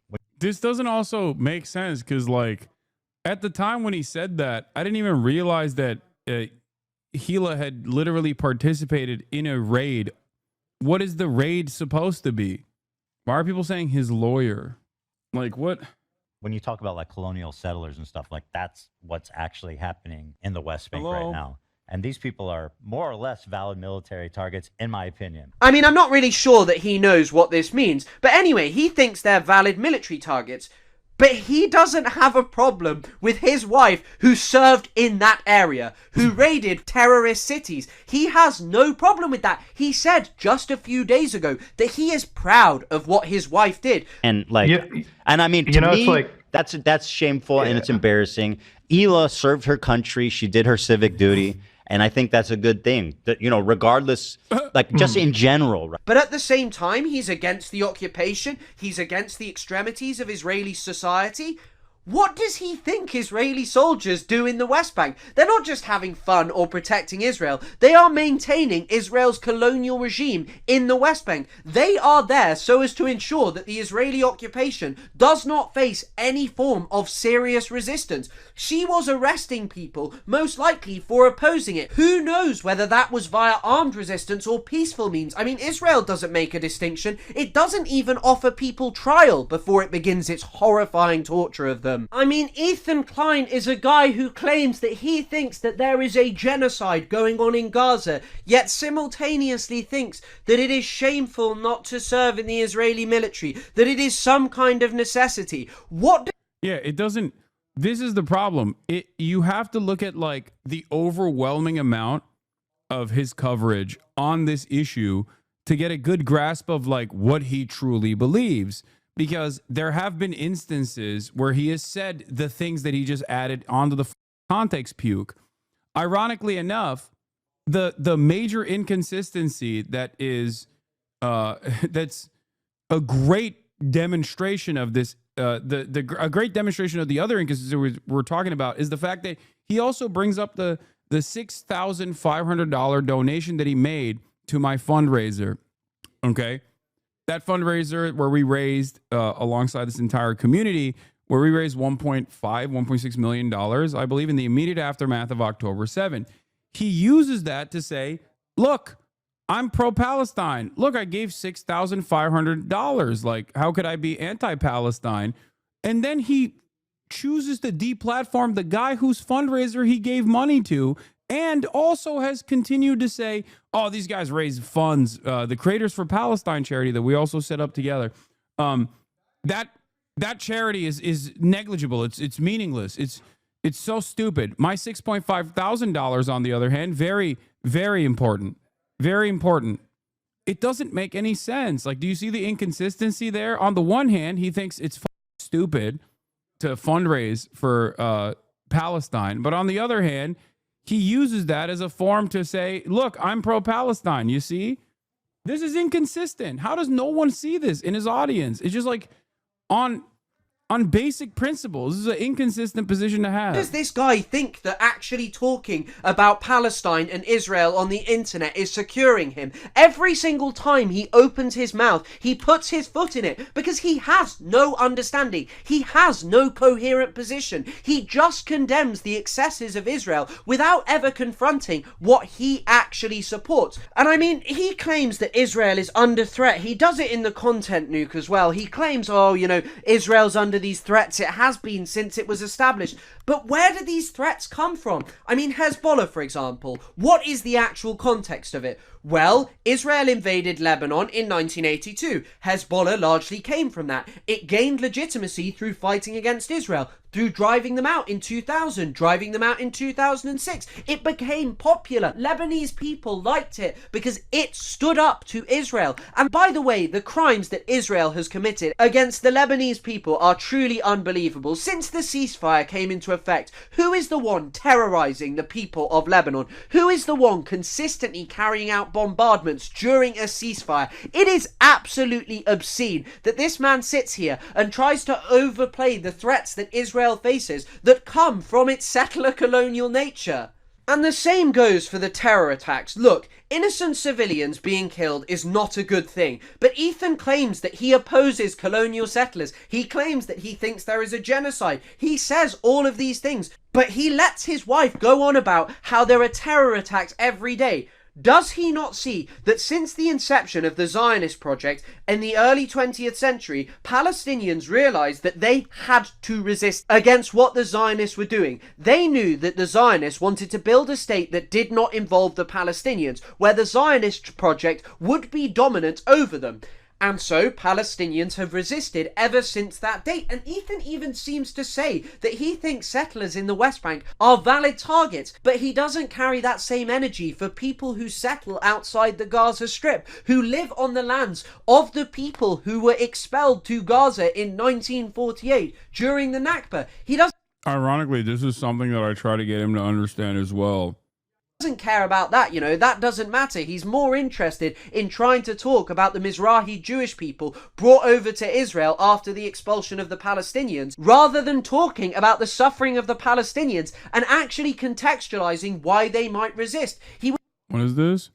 Man really typing, supporting central authority while never making eye contact. Bro's typing Marxist takes with a fingernail he can measure rice with, standing the state but can't handle eye contact or finish wetting toilet seats. Guy in here just alt-tab to reread his own Discord messages for tone. You don't have to look over your shoulder. It must be weird seeing yourself in the reflection of your screen when you're trying to disappear. Someone just adjusted their glasses and held their breath for 3 seconds. Love how some people in the chat are like they're scared their professor's going to grade their casual text messages. Man really out here typing with fingernails longer than his attention span. Imagine defending China while sounding like you're asking permission to speak every time. Who the is this guy talking about? Is he talking about me? What the are you all right, dude? Why are you reading all that? I don't know. He got timed out. It's crazy. I think he just needs medical attention. Would rather resort to, as he did with the Houthis and any other group, claiming that they are some kind of violent anti-Semitic savages. For Ethan, militant groups in the Middle East are irrational savages who carry out violence against Israel and America because of their horrifying ideologies.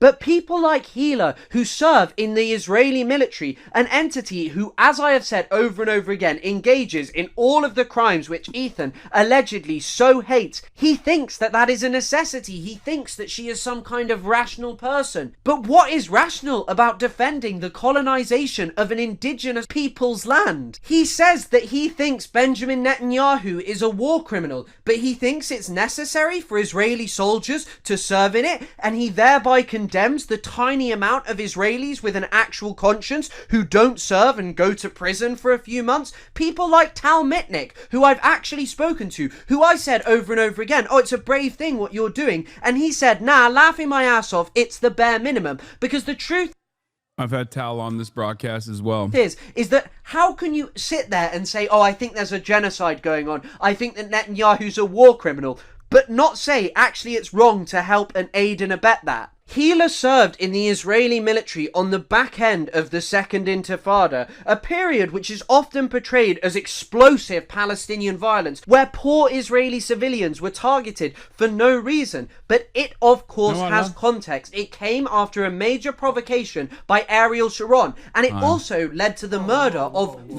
times as many Palestinians. They also received horrifying collective punishment. The Jenin refugee camp was leveled. I mean, look at this photo. There were mass curfews, schools closed, people arrested, beaten, homes taken over by Israeli soldiers, and massive torture of Palestinians. How dare you sit there and make a distinction between your wife, who had no problem with serving in an army that did those things, and by the way, also took huge amounts of human shields. Here are articles about it. How dare you sit there and somehow try and make that acceptable, something that you say you are proud of. You may say that your wife is just a secretary, but Israel's occupation of the West Bank, its torturous regime, its brutalization and murder of innocent Palestinians would not be possible without those desk secretaries who make the cogs go round. This man's politics are right-wing and disgusting, and he makes himself feel better about them by just deploying Orientalism, by portraying Israel, America as enlightened countries who don't engage in misogyny, slavery, bigotry against other people, who aren't irrational, who aren't hateful. But of course, he is unwilling to confront the fact that these are all charges which should be levelled against Israel and America, who have perpetrated them on far grander scales than any group he hates. Now let's move on to some clips of Ethan spreading some of the most despicable Zionist talking points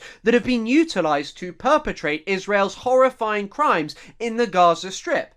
When civilians get murdered in Gaza, that's a dub for Hamas because it raises it creates more pressure on Israel from the outside forces. He's got more people talking, more people outraged. So it's both. It is both Israel is blowing up buildings and killing a ton of innocent people. But people who pretend that Hamas is anything but a barbaric terrorist group that intentionally kills its own people for political gain is lying to themselves, dude. Holy shit. They literally put command centers under hospitals. That's not even debated. It is. They were keeping some of the hostages in. It's actually not debated, but not in the direction that Ethan thinks. Yes, it's not debated because Israel made this false claim, and then nobody really followed through on it when they showed zero evidence to suggest the matter. So the idea that Hamas puts command and control centers is not debated is a correct statement, just not in the direction that Ethan thinks. He's wrong. Hospitals too. It seems like a lot of them ran through hospitals. That's it. I mean, it's just logical, right? Now, for someone who is self-proclaimed to be against the genocide in the Gaza Strip and also pro-Palestinian, to hear a talking point like this spread is truly disgusting. You cannot reconcile these two things because all of the evidence points to the fact that Israel has lied. It has been unable to support outrageous claims that it made, such as the claim that there was a terror base and command center under the Al-Shifa hospital that was used to raid it to make patients there suffer. And I mean, babies literally died in their incubators because they had to be left. They rotted and decomposed because of talking points like this. Israel has struck and targeted hospitals over and over again because of talking points like this. It has arrested Palestinian doctors, tortured them to death, perhaps even sexually, like Adnan al-Bursh. But for pro-Palestinian anti-genocide Ethan Klein, there's no debate about it. But that's just not true. Just a few months ago, one of the International Criminal Court's lead prosecutors, Andrew Cayley, noted claims of Hamas in hospitals had been grossly exaggerated. This is a man who was appointed by the UK's have you considered that he was saying that anti-Semitically? Have you considered that he is pro-Hamas?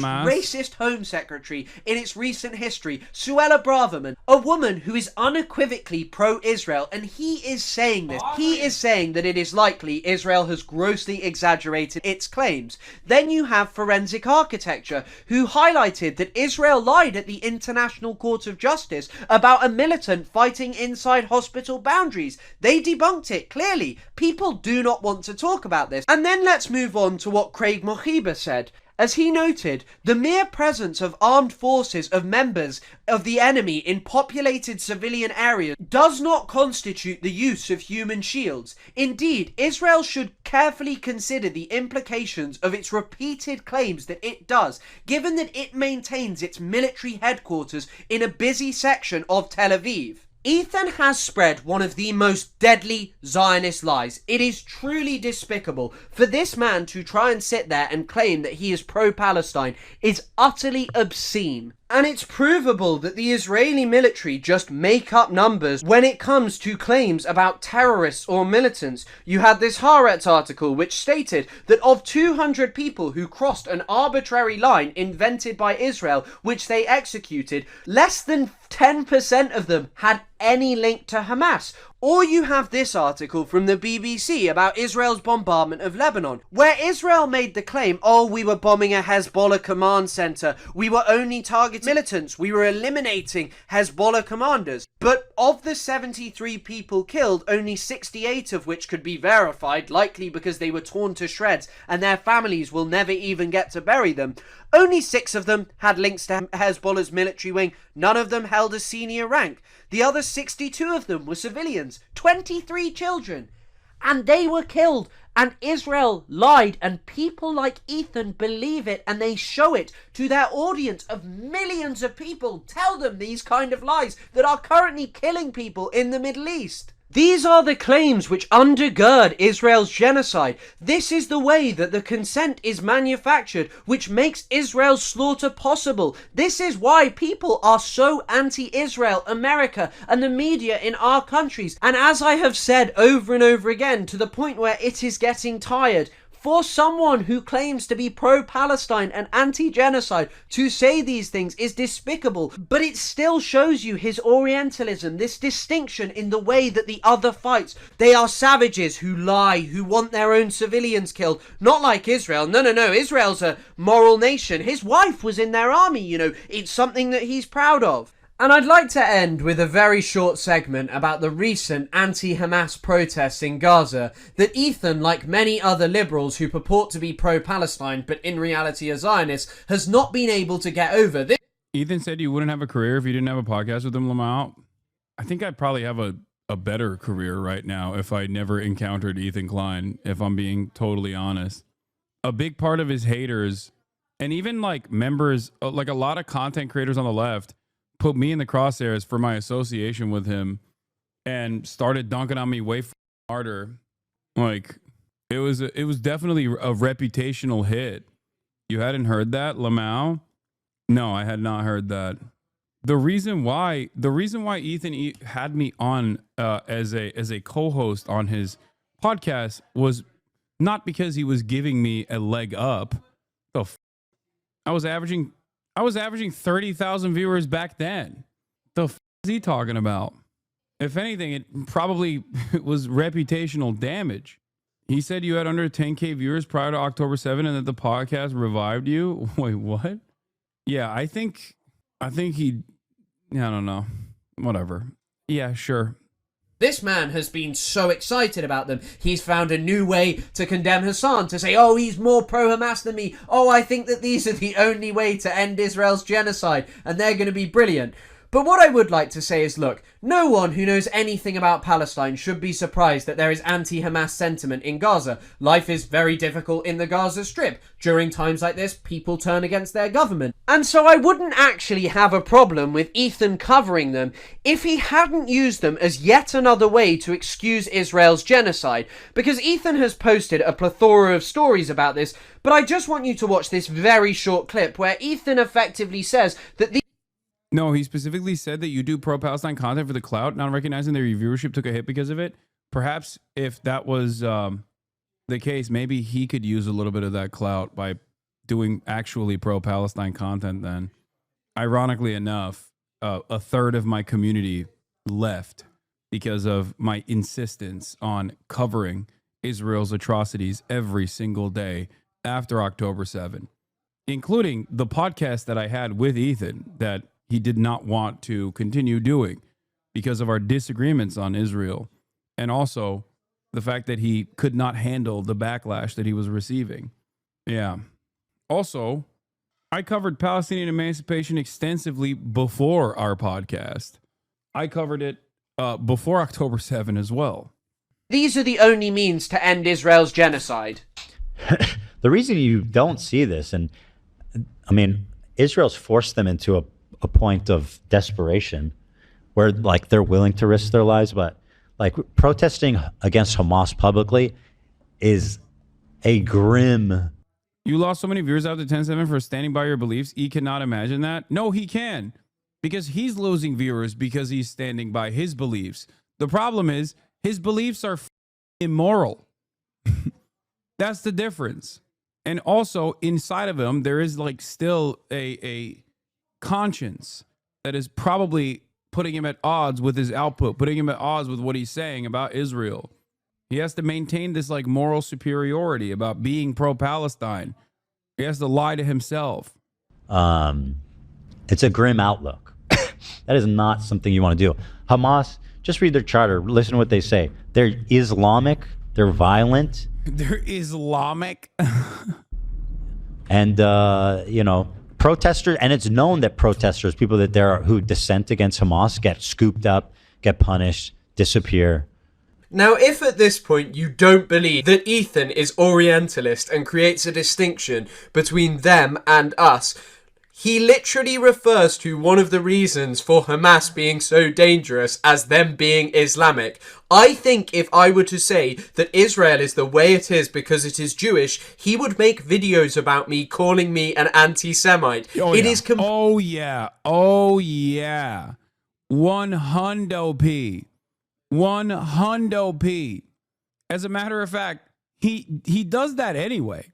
Like, he does that when people make the distinction between Zionism and Judaism, which is the truth, by the way, despite the endless efforts to conflate the two falsely. Ethan will turn around and say, all Jews are Zionists, and you're basically just substituting Jew for the term Zionist. So much so that his advocacy on the matter, paired up with the Anti-Defamation League, also known by its common name, the Apartheid Defense League, went and got the term Zionist barred in Twitch TOS. They made Zionist a protected subcategory. It would be like Twitch saying, yeah, you can't say Nazi. It's a protected category. That was after Ethan's attempts of not only deplatforming me, but going after Twitch, the entire platform, claiming that this platform was the most anti-Semitic platform of all time, despite the fact that he was doing this on YouTube, where many of the content creators he claimed were, being anti-Semitic alongside actual anti-Semitic content creators, still have a career on that platform that he's on. Completely insane that he would say this, especially when you consider that Israel's violence against non-violent protesters is off the charts. During the First Intifada, a mass uprising that was largely non-violent, Israel deployed some of the most horrifying torture that you could possibly imagine. And you can read about how horrifying this torture was in texts such as on Gaza Beach. Yitzhak Rabin, someone who is considered one of the most peace-loving Israeli prime ministers, issued an order to break the bones of non-violent protesters. And this isn't something that went away. Bro is still obsessing over Ethan, not like he makes a comedy podcast. I don't know. I don't think it's really funny to do genocide defense over and over again. Also, it's really hilarious to say I'm the one obsessing over Ethan when every single time I even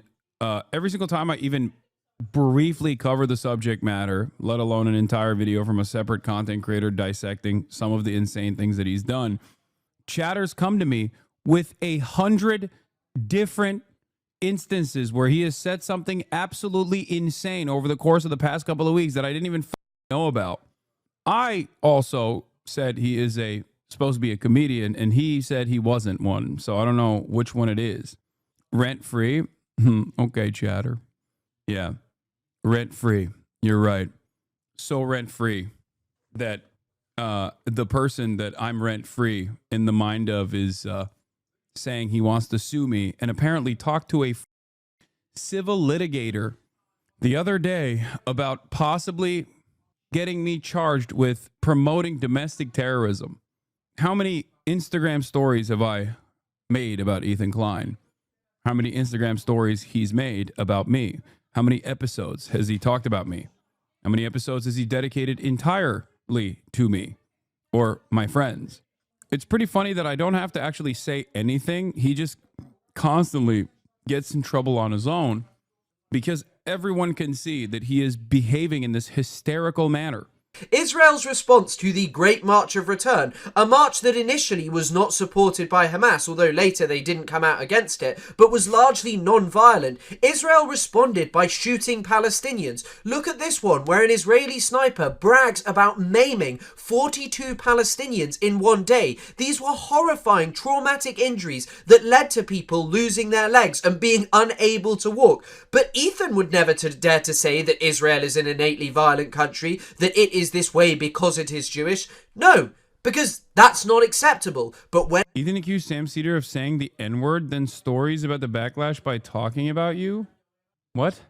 When it comes to Muslims and people from the Middle East, he sees them as different. He sees the way they behave. He said you watched that clip yesterday, Lamau. As unacceptable because of where they come from and because of the fact that they challenge the dominance of the West and Israel. I mean, listen, I feel like this is a force that's going to help end the war, not keeping hostages and underground and like sending, just continuing to provoke Israel to attack them. And the core problem with this is that the Israeli government doesn't care about the hostages. The Israeli government doesn't care about Hamas. Just a few days ago, Benjamin Netanyahu stated that voluntary migration was the plan, that they would control the Gaza Strip. That's it. They're not hiding it. It's a plan. Anyone can discuss it with them. They are openly planning to ethnically cleanse 2 million people. Why are you obsessing over these protests? They are not going to save the Palestinians. They are not going to end the suffering. The genocide that you allegedly condemn, the thing that you have spread the propaganda that has enabled, Israel is just ramping up the destruction. It's why they blew up the Turkish cancer hospital, the only cancer hospital in the Gaza Strip. No one's going to be getting any cancer treatment there anymore. Where are they going to have to go? Other countries. They won't come back. Gaza is gone to the Zionists, and anyone who is going, well, if Hamas released the hostages, it would save everything, is wrong. The only answer to this situation is massive, massive pressure on Israel. But that's not what Ethan wants. Ethan is planning on taking a trip to Israel to show you its real side. But what real side is there to Israel when it is a country that is openly planning to perpetrate the greatest crime of the 21st century? You can say, oh, I don't like Netanyahu, I don't like this, I don't like that. It won't change anything. The Israeli military that you are proud of your wife serving in is going to expel millions of Palestinians from Gaza. Then it will turn on the West Bank. Then it will turn on Palestinians inside Israel proper. And you want to go and show your supporters this wonderful side to it. It is one of the most obscene and shocking things that Zone of interest, straight up, has come out of Ethan Klein's mouth over the last year and a half.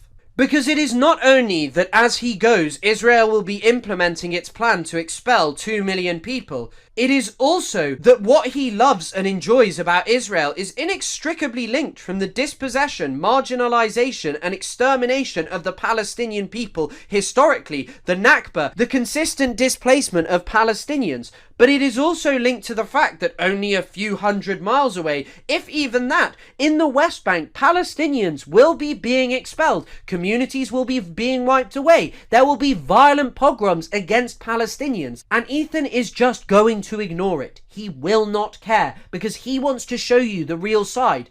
But the two are inextricably linked. So Ethan Klein is a confused Zionist who wishes to disavow the most extreme and unacceptable aspect of Israel's genocidal violence against Palestinians. But He cannot abandon his Zionism. He is unwilling to see that Hamas, far from being the sickness, is but a symptom of Israeli settler colonialism, the true sickness that plagues Palestine. From its very inception, Zionism was rejected and resisted by the indigenous Palestinian people. They never wanted to give Palestine away to colonizers who came with the explicit goal of marginalizing the population of Palestine, destroying their alternative mode of existence, and eliminating their cultural and historical contributions to the land of Palestine. And so until Ethan can see that there is no Zionism without the Nakba, without the current expulsion of Palestinians, without the settlement in the West Bank, this man will remain forever a confused Zionist who will continue to aid and abet Israel's extermination of the Palestinian people.